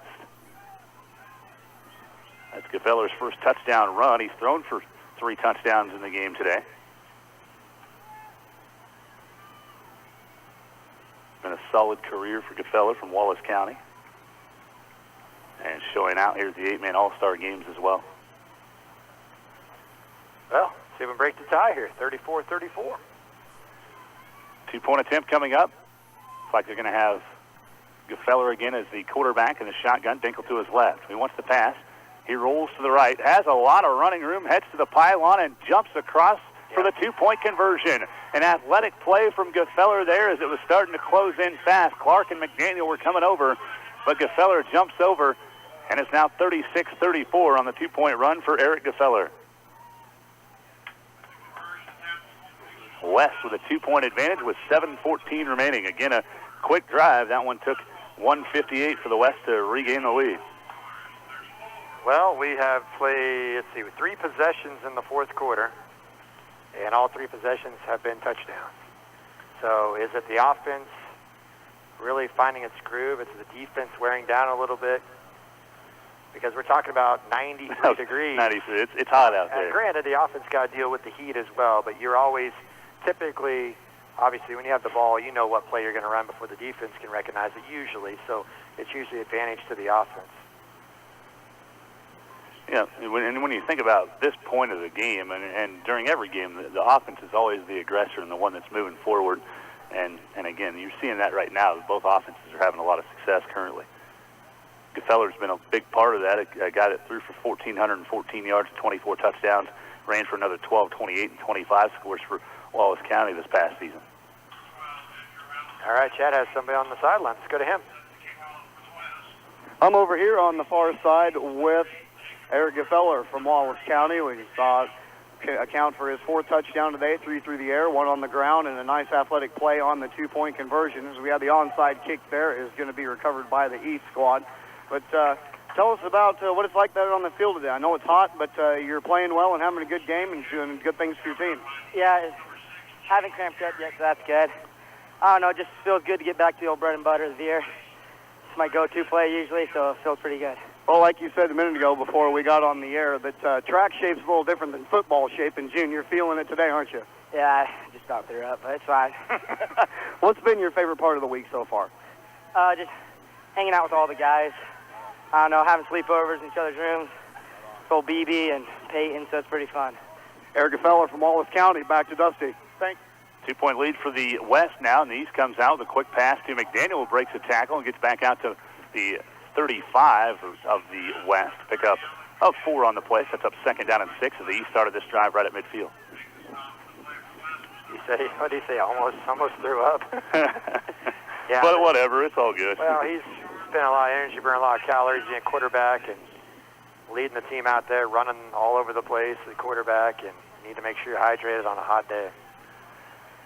2nd down and 6 coming up now for the East. Bussing again to the shotgun. He's got some time to throw. Head fake, pump fake, goes over McDaniel, and it's intercepted by Dinkle. Dinkle has this at 25. Here he is out to midfield, trying to break a tackle, but Crashauer's there to make sure he can't go any further. But a big-time interception for Brady Dinkle as he returns it back out to his own 36-yard line. 1st and 10 for the West with 6:27 to play in a 36-34 West lead. Boy, if Joe Dortland could have got a block right there. He was trying. He just couldn't quite get there in time. If he could have laid that block, I think Dinkle would have gone to the house. 6:27 here in the 4th. A big interception for Dinkle, his 2nd of the game. And it's now 1st and 10 for the West at the 38-yard line. Their own 38. Gefeller under center. One receiver to the far side is Warnke. Gefeller will keep. Has the midfield. Breaks one tackle to the 35-30, 25-20. And finally taken down inside the 20 at the 16-yard line. 26-yard pickup. 26-yard run for Gefeller as the 1st and 10 now for the West at the 16. Gefeller's like the Energizer Bunny. Keeps going and going, does an interview, boom, he's right back out there. Good speed to the outside. And now a chance to get a score and 2-point conversion and maybe, just maybe, put this game away. 106 rushing yards now for Gefeller. He's thrown for 226 in the game as well. Gates split to the near side. Ryan Gefeller to the far side. The lone setback is Higgison for the West. Handoff goes to Higgison, and he's taken down quickly. And right away, Browyer in there on the tackle as well as Fair for the East. And no gain on the play, setting up 2nd and 10. Well, the West has scored on their last 3 possessions. 10 plays, 65-yard touchdown. 10 plays, 57 yards, touchdown. 6 plays, 63 yards, touchdown. So the East is going to have to make at least one stop here to win the football game, obviously. And we talk about turnovers big in any kind of football game. And the pass a little bit high for the intended receiver off his hands and picked off by Dinkle. And now the West is in business. 2nd and 10 with Warnke split to the far side. Branson Sandoval the lone setback. They fake the Sandoval. Gefeller keeps and gets across the 15 and down to about the 13-yard line. 3-yard pickup there for Gefeller. 4 new defensive players come into the game for the East All-Stars. You want to rotate players in as much as you can, stay as fresh as you can. Yeah, and that's exactly what they're doing right now. And you can tell, I mean, the hands on the hips, they're getting tired out there. It's just with this heat that we've talked about, and the West has just been bringing it right at them. 3rd down and 6 from about the 12.5 coming up for the West. Warnke again split to the near side. Gefeller under center. Higgison the lone setback. Play action fake to Higgison. Gefeller has time to throw. Looking to the corner for Janicki, and he just misses him. Outstretched Janicki can't make the catch as the pass ball is incomplete in the near corner, the back of the end zone, and it's now 4th down, for the West, and a big 4th down play coming up. You're thinking timeouts here. You have 2 right now for the West, and you have 3 for the East. So plenty of timeouts to work with. West used one real early in this first half and haven't used one since. Again, in the East, as he said, they have all 3 of theirs left with a huge 4th down play coming up for both teams. Parker Gates split to the far side. Off-balance line to the right as Gefeller takes the snap, play action. Bear is there and wrestles him to the turf. A turnover on downs, a big sack from Dylan Bear from Pretty Prairie High School, taking down Gefeller all the way back at the 24-yard line. Well, there's a stop they needed, and tell you what, I don't know if that was a missed assignment or Bear just blew somebody up, but he came through, and the bad thing about it for the West All-Stars is that they had a couple of receivers open, so your quarterback is seeing a guy running right at him. You can't keep your eyes downfield on the receivers typically. You just got to run for cover, and he had no chance. So Gefeller lost 10 yards there, drops him back under 199 yards. They actually spot the ball about the 23-yard line, 1st and 10 for the East. After the turnover on down, it looks like we have a timeout on the field. This might be a water break. Water break, it looks like, because I haven't seen an official signal on either way. So it looks like they're going to give them a chance to get hydrated here and get ready for this next possession. Yeah, that's exactly what it is. It's a water break here. Temperatures in the mid-90s. Both teams played pretty well. I mean, there have been a few turnovers, lots of big plays offensively in this game, also a few big defensive plays. And as a result, we have a 2-point game with 4:16 to go. And I want to thank Jolie Sullivan, running everything back at the studios there in Glen Elder. Big thanks to her for all of her help all today. And she's in the air-conditioned facility, so she's probably okay with that. And a big thanks to Scott and Ben Mitchum with the live video stream again here in 2016 with the 8-Man All-Star Games. And live video stream, 8manallstars.com, and then also we'll have links to the archive once that's posted as well. And thanks to Chad for patrolling the sidelines today with dealing with the heat. And it's been an interesting 2 games. You like close, competitive games instead of blowout. Yeah, I can't remember the year that we've been here where you've had, you get a lot of them maybe that are wide margins that did come back close. But we never really had 2 really close games all the way through. This one's been good all the way. Here's a snap to Bussing. He's pressured on 1st down. He gets it near side to McDaniel, breaks one tackle, then fumbles the football as he's going down, picked up by the Division II West All-Stars. I believe that's Hardin Perry that picked it up, and he gets it down to the East 18-yard line. No doubt that one came out late from McDaniel, and Perry was there to snatch it up and take off, and nice field position for the West. 3rd turnover of the game for the East. McDaniel just trying to make a play. Yep. The ball jarred free and right into Perry, and if he didn't run into one of his teammates, he might have been off to the races. He was kind of stumbling and bumbling when he picked it up, but he had gained his composure again, and then, like you said, kind of found one of his own teammates there. But still, great field position for the West to start this drive at the 17-yard line of the East, and they lead by 2, 36-34 with 4:04 remaining. Hardin Perry, the fumble recovery. McDaniel having the ball jarred free. McDaniel's had a nice game today. He's hoping to get a little redemption, get another shot at it. Now a timeout called by the D2 West. The West will get things set up here. Winning it by 2, 36-34 with 4:04 to play. Big game from Eric Gefeller, 226 yards passing. He's got 99 rushing after that last sack. Parker Gates with 153 receiving yards on 6 catches and a touchdown for the West. You talked about McDaniel. He's been having a good game. He's got 76 rushing yards and also 61 receiving yards. It's been a nice game for Alec McDaniel, as you said, but again, a tough turnover there. Colton Bussing's thrown for 232 yards, 3 touchdowns, 2 picks. And Ryan Crashauer with 5 catches for 95 yards and 2 scores. Those are kind of the leaders so far today for each one of these teams. I didn't give you a lot of numbers for Brady Dinkle. He did have a 50-yard touchdown run. He has also caught 2 passes for 8 yards. He has 2 interceptions on defense. Kind of the guys that have really stood out today. And one other guy that won't show up in my numbers because I don't keep defensive stats is Hansen. Skylar Hansen's been outstanding on defense for this team. Hardin Perry has shown a lot today as well, and he just had a fumble recovery there for the West. 1st and 10 for the West, the 17 of the East. Gefeller under center. The lone setback is Higgison. Higgison gets the call, and he's going nowhere. No gain on the play. Sets up 2nd down and 10 on a read play there. Gefeller gave it off to Higgison, and the East was ready for it. Yeah, Nathan Porting of Axtell, who was an addition to the team, as our thoughts and prayers, and hoping that Jason Hither can make a complete recovery. He's in a coma in Manhattan last we knew. Of course, play at Frankfurt would have been on this game had he been healthy. And Nathan Porting gets the call and comes in there, another TBL player, and makes a nice tackle. So 2nd down coming up for the West. About 9.5. They might have given Higgison a half a yard on that last carry. Tie-dye set. Handoff goes to Sandoval at 15. Oh, he's upended, and nice job of holding on to the football. I think it was Norris that made the tackle there for the East, and Sandoval's down to the 13, a 4-yard pickup on the play. So now you're getting to crunch time. Yep. Approaching 3 minutes to play.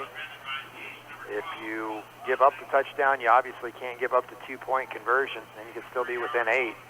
But right now, if you're the East All-Stars, it's a matter of getting a stop, being down 2, getting the ball back for your offense. 3rd and 5 for the West. Again, the I formation behind the quarterback, Eric Gefeller. The fullback is Higginson. Dinkel at tailback. Gefeller takes the snap. Play action, fake. Wants to pass. Has a wide open receiver. Walker, touchdown. Gefeller with his 4th touchdown pass of the game. The second one to Landon Walker. And that one comes from 13 yards out. 53 receiving yards and a couple of scores now on 4 catches for Landon Walker.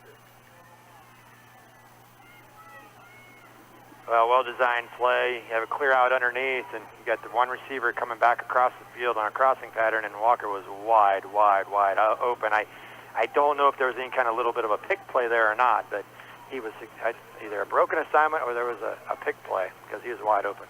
And a 13-yard touchdown pass from Gefeller to Walker. 2-point attempt coming up. It's a huge one as the West leads 42-34. Pitch is fumbled by Warnke, and he's taken down in the backfield by McDaniel. So we stay at 1 possession right now after the mishap on the 2-point attempt by the West. 42-34, 2:43 to play here in the 4th quarter as the West has stretched their lead back out to 8. Yeah, it was actually Gefeller who didn't handle it, and then poor Warnke Buckland, all he could do is try to grab and make something out of it, but the Gefeller just took his eye off of it. It wasn't the best snap, but he probably could have corralled it. As a result, you don't even really have a true attempt for the 2-point try. So a mistake there, and both teams are dealing with fatigue. There's no question when you're out here 2.5 hours, and maybe about 3 hours actually. We're here doing some pregame warm-ups. It's going to catch up to you, and I think both teams are really digging deep. And as Chad texted me, he said it's gut check time. And right now, here you go. This is what you want. 2:43 left in an All-Star game. One team's up by 1 score plus the 2-point conversion, and an opportunity now for the East All-Stars to march it down the field, get the touchdown, then try to get the 2 to tie it. For the West, Ryan Gefeller will tee it up at the 30. Norris and McDaniel back to return for the East. McDaniel looking to make up for the fumble on the last possession for the East. 2:43 to play in the game again. 8-point lead for the West. Ryan end over end kick. And right to McDaniel at the 10. Out to the 15. To the 20. Trying to get around the edge at the 25. And he's tackled on the far sideline by Higginson. Right near the 30-yard line. So a good kickoff, good return there for the East as they set up 50 yards from the goal line. Call it 51. I'll call it 29, the official spot for this return by McDaniel. With 2:37 to play and an 8-point West lead. Well, you have plenty of time. You have 3 timeouts. You don't have to rush everything, although there has to be a sense of urgency. Bussing in the shotgun, takes the snap. First 10 from the 29. Pump fakes, wants to pass. He's pressured out of the pocket and wrestled to the turf. A sack way back at the 19-yard line, and that one was Skylar Taylor. Hansen, excuse me. Skylar Hansen from Tri-Plains Brewster.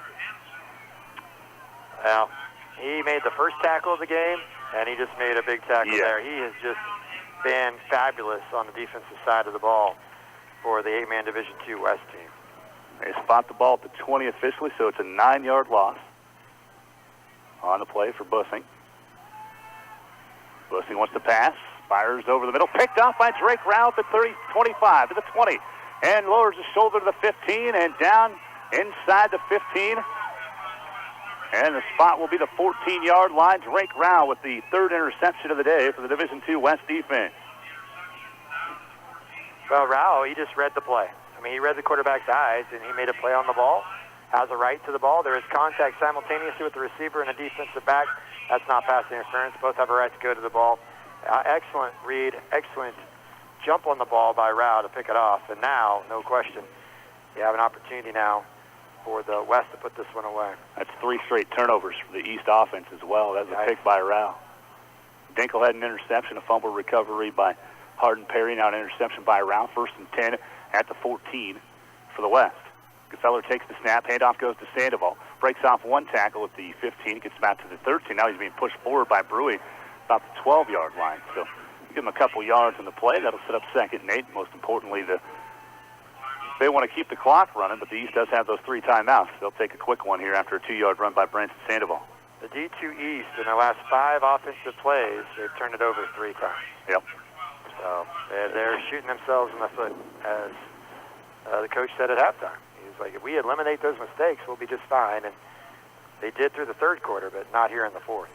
Yeah, it's going to be difficult to win any kind of game when you're turning the ball over 3 times in 5 plays. It doesn't matter what portion of the game it happens. Unfortunately for the East, it's come where the clock's going to be a bit of an issue for them, too, if they can't make a stop here on this play, or on this drive, I should say, by the West. All right, Chad, how gassed are those guys down there, man? They look tired up here. What about close up?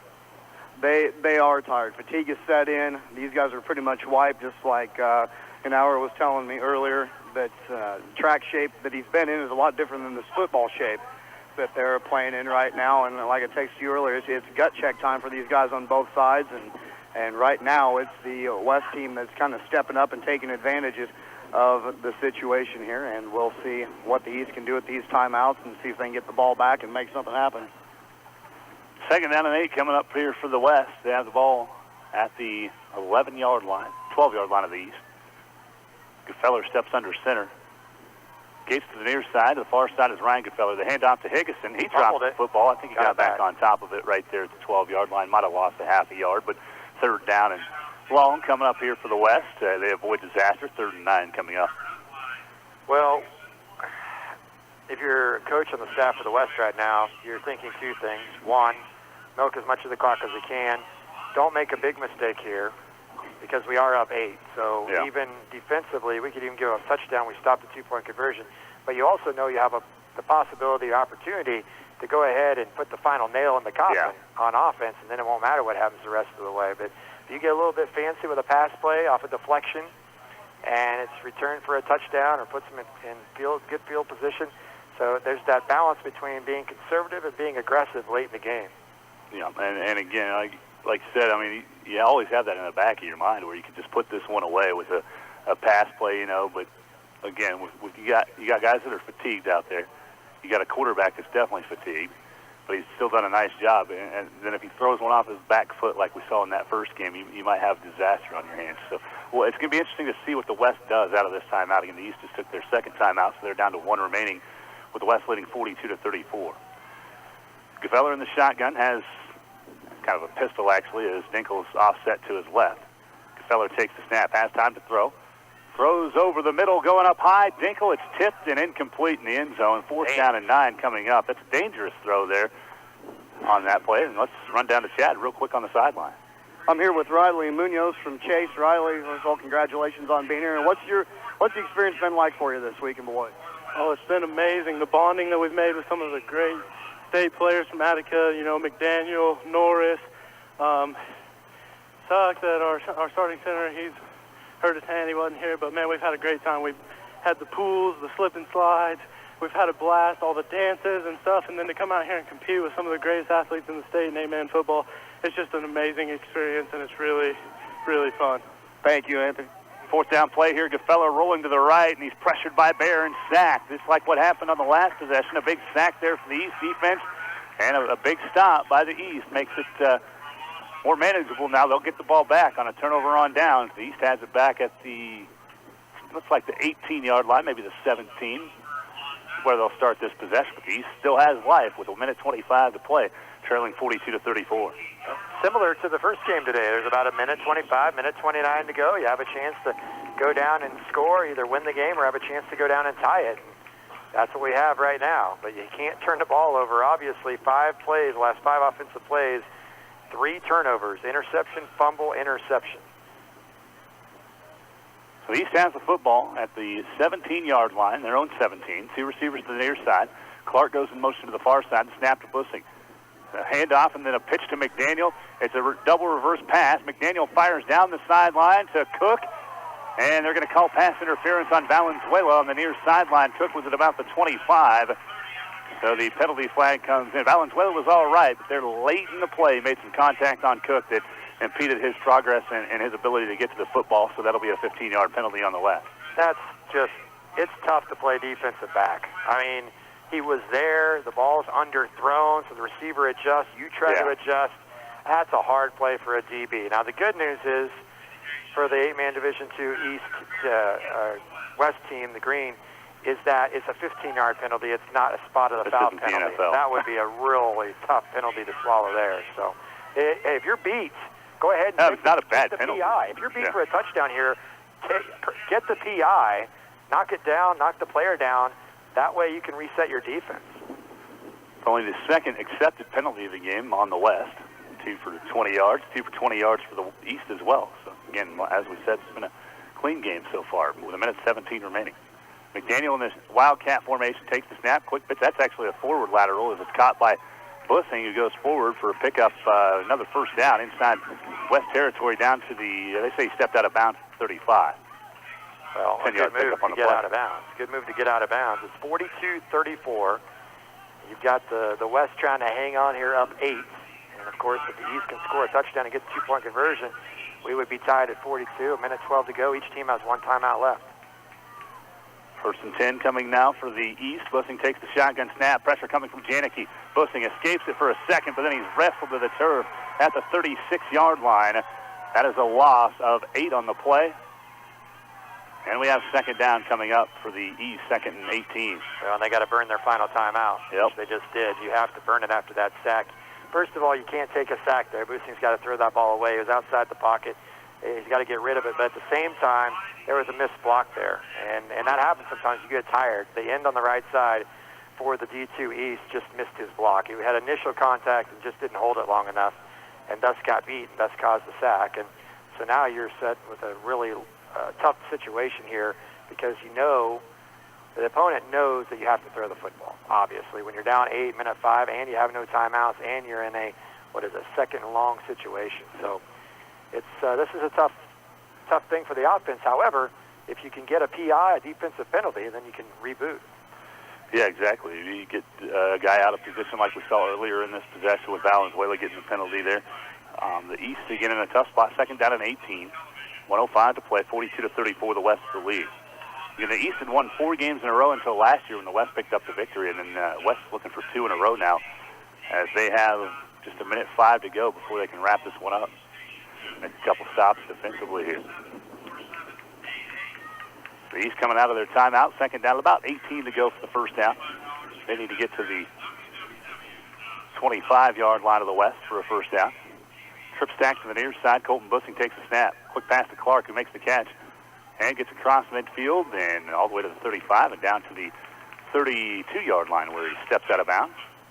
Well, it's a good play. It was 2nd and long. You get out of bounds. You can go back to the huddle, and now you have 3rd down and about 7 or 8 yards. So you got 2 downs to get the first down. And hey, an 8-man field, it's only 80 yards long instead of 100, and you're 33 yards away from getting a touchdown and a chance to tie it with a 2.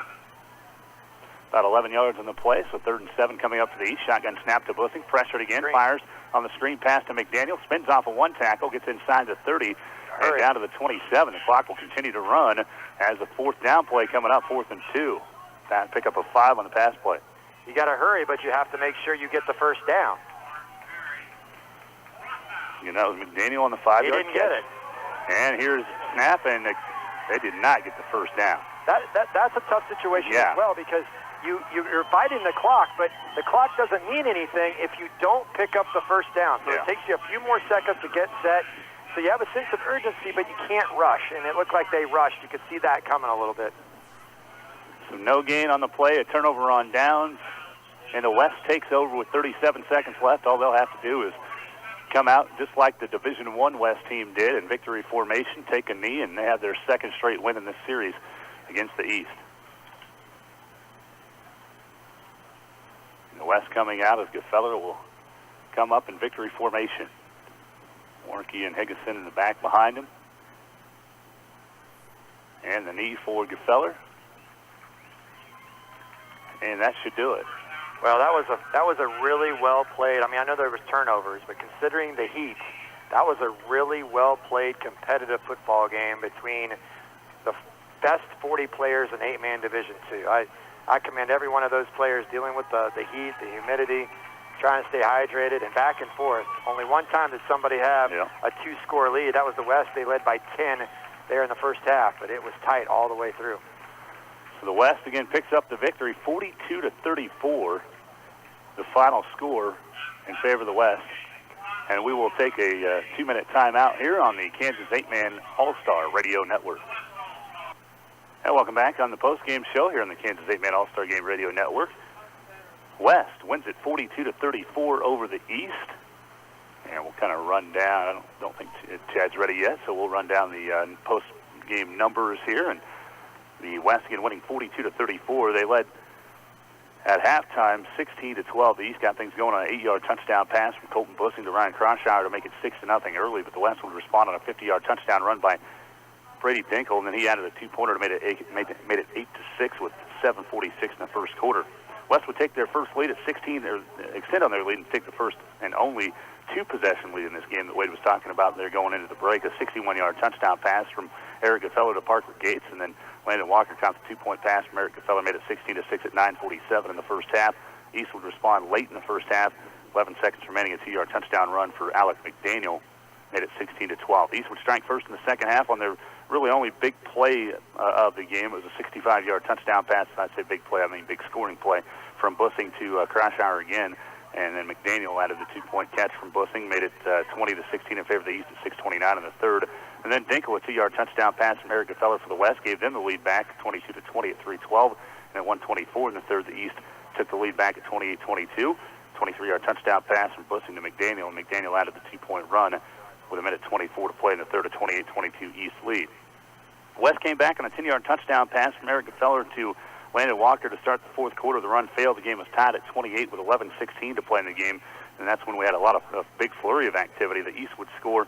Alec McDaniel, 4-yard touchdown run. The run failed, made it 34-28. After that, the East would turn the ball over their last 3 possessions there down the stretch, and in crunch time, Eric Gaffello had a 1-yard touchdown run, added a 2-point conversion at 7:14 to make it 36-34 West. And the West again would win at 42-34, scoring their final touchdown at 2:43 in the fourth quarter on a 13-yard touchdown pass from Eric Gaffello to Landon Walker as the run failed after that one. Again, the West wins at 42-34. Individual numbers, big game for Eric Gaffello offensively for the West. He finished 13 of 21, 239 yards, 4 touchdowns, and no interceptions. He also had 13 carries for 94 yards. He had over 100 yards rushing most of the game, but again got sacked on 2 fourth down plays late in the game. Finished with 94 on the ground. He was the leading rusher. Leading receiver for the West was Parker Gates with 6 catches for 153 yards. St. John's Tipton product scored a touchdown as well, getting that 61-yarder early in the game.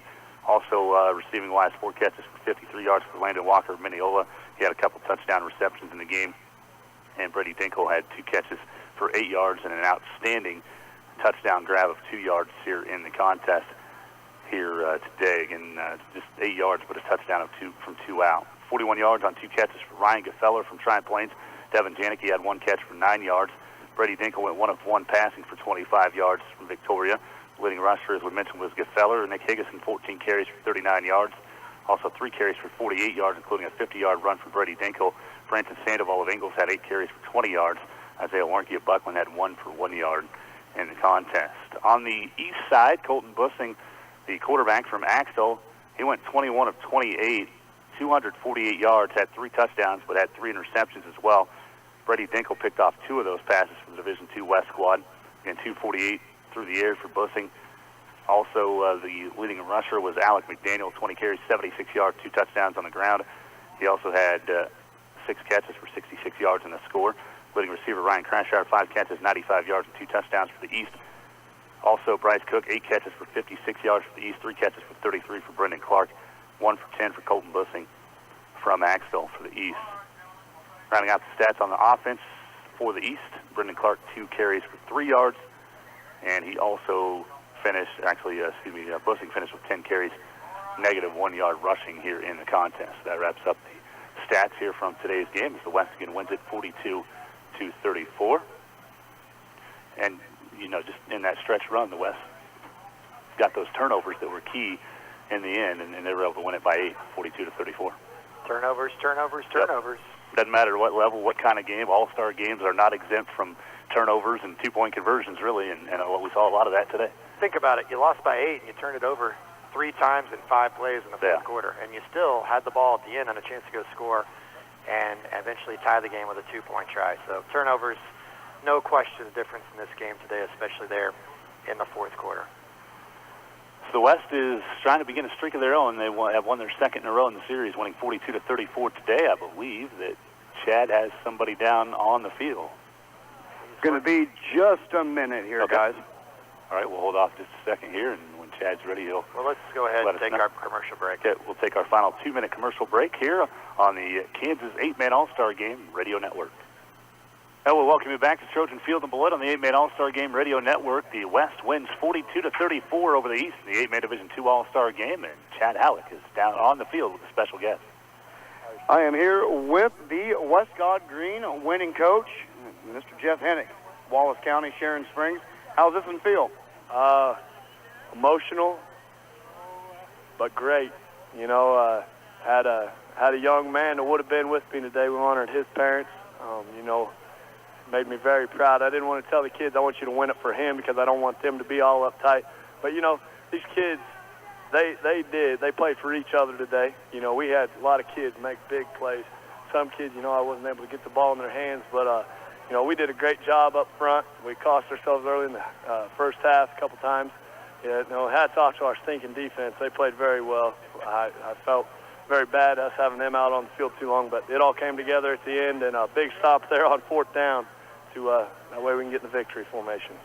Well, I know it's been an emotional week for you guys from a lot of different standpoints, and then also Coach Doug Overly of Victoria lost his mother last Sunday, if I understand that right, and so that was as emotional of a post-game huddle as I've witnessed in a long time. It's awesome to see you guys come from all different places all over the state and come together and really kind of form a family of sorts, even if it's just for a few short days, and just elaborate on what that experience has been like, you know, getting to know these kids over the last 4 or 5 days.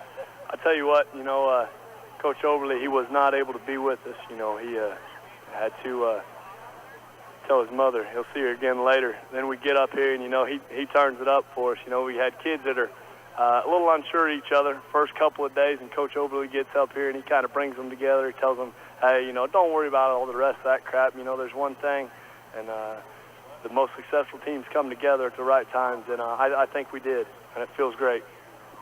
West Squad head coach Jeff Hennick, thank you very much for your time, and congratulations on the victory. Thank you, sir. I appreciate it. Back to you guys. I think it is interesting when you see a lot of, I mean, there's always dynamics. Teams have to come together and play, and we've seen that just at an unbelievable way here with this Division II team. As we said in the outset, the Jerry Slayton Most Inspirational Player Awards went to both sides here today. Division II East, that went to Jay Souther, and again, our thoughts and prayers always with the Souther family and the Franklin community, as well as they hope that Jace can come out of that. And like we said, he was one of the most inspirational players from the D2 East, and then from the D2 West, the Wallace County representatives as well.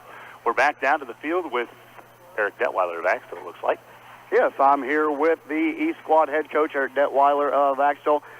Great game, you know, back and forth contest. It was pet all the way through and just came down to a few plays here, especially down the stretch in the ball game this evening. Just the turnovers. You know, I think we turned the ball over on 3 of our last 4 possessions. And, you know, you can't cough the ball up with a good team like that over there on the west side. And you know, I think that was definitely the turning point. So what do you take away from a week like this? You come here, you bring these guys from all over the state, you try to throw everything together in just a few days. Of course, it helps when you got good football players that have an idea what they're doing and what's going on when they get there. But what do you from this experience when you head back to Axtell later this evening? Oh, you know, just a lifelong friends. You know, you meet with the coaches, other coaches around the state that sometimes you get to talk to on the phone, but now you get to put a name with a face. And, you know, the kids had a blast this week. You know, you get to meet some of the kids and you know, just the overall experiences. You know, some of the stuff we do, we're going to remember for the rest of our lives. So it's just a really good time out here. Head coach Eric Detweiler from Axtell, thank you very much for your time, and glad you could be here this week. All right, thank you. All right, that'll wrap it up as far as our post-game interviews are concerned, and we're going to go ahead and wrap it up here on the 8-Man All-Star Game Radio Network. Big thanks to everybody. The West winning today 42-34 over the East to claim the victory. Again, a special thanks today to the Kansas 8-Man Association, Dave Dubert and the 8-Man All-Star Game Committee, the Beloit Rotary Club, the Beloit Knights of Columbus, the City of Beloit, NTK Technical College, Gary Pauls, the Beloit Entertainment Center, the Beloit Call, our affiliates who carried the game today, 1570 AM and FM 94.1 KNDY in Marysville, 106.1 FM KXKU in Hutchinson, and KD Country 94 KDNS Downs Beloit. We thank all of our sponsors also who made the broadcast possible today. Without their help, we wouldn't be able to carry the games. So we thank all of them as well here at the 8-Man All-Star Game Radio Network. Also, all the volunteers who made the event possible. And finally, thanks to the staff today. Our webmaster, Derek Nestor, does a great job with the 8manallstars.com. Wade Gerstner, Chad Howland, Jolie Sullivan, man in the studios back in Glen Elder. And also, again, a big thanks to Scott and Ben Mincham of Central Plains High School for providing our video stream today for the 8-Man All-Star Games. 31st Annual 8-Man All-Star Games are in the books. West wins Game 1, 24-20. The West wins Game 2 in the Division II All-Star Game, 42-34. For complete information on the annual 8-Man All-Star Games, you can always visit 8manallstars.com. Also, I want to put a plug out there if you missed that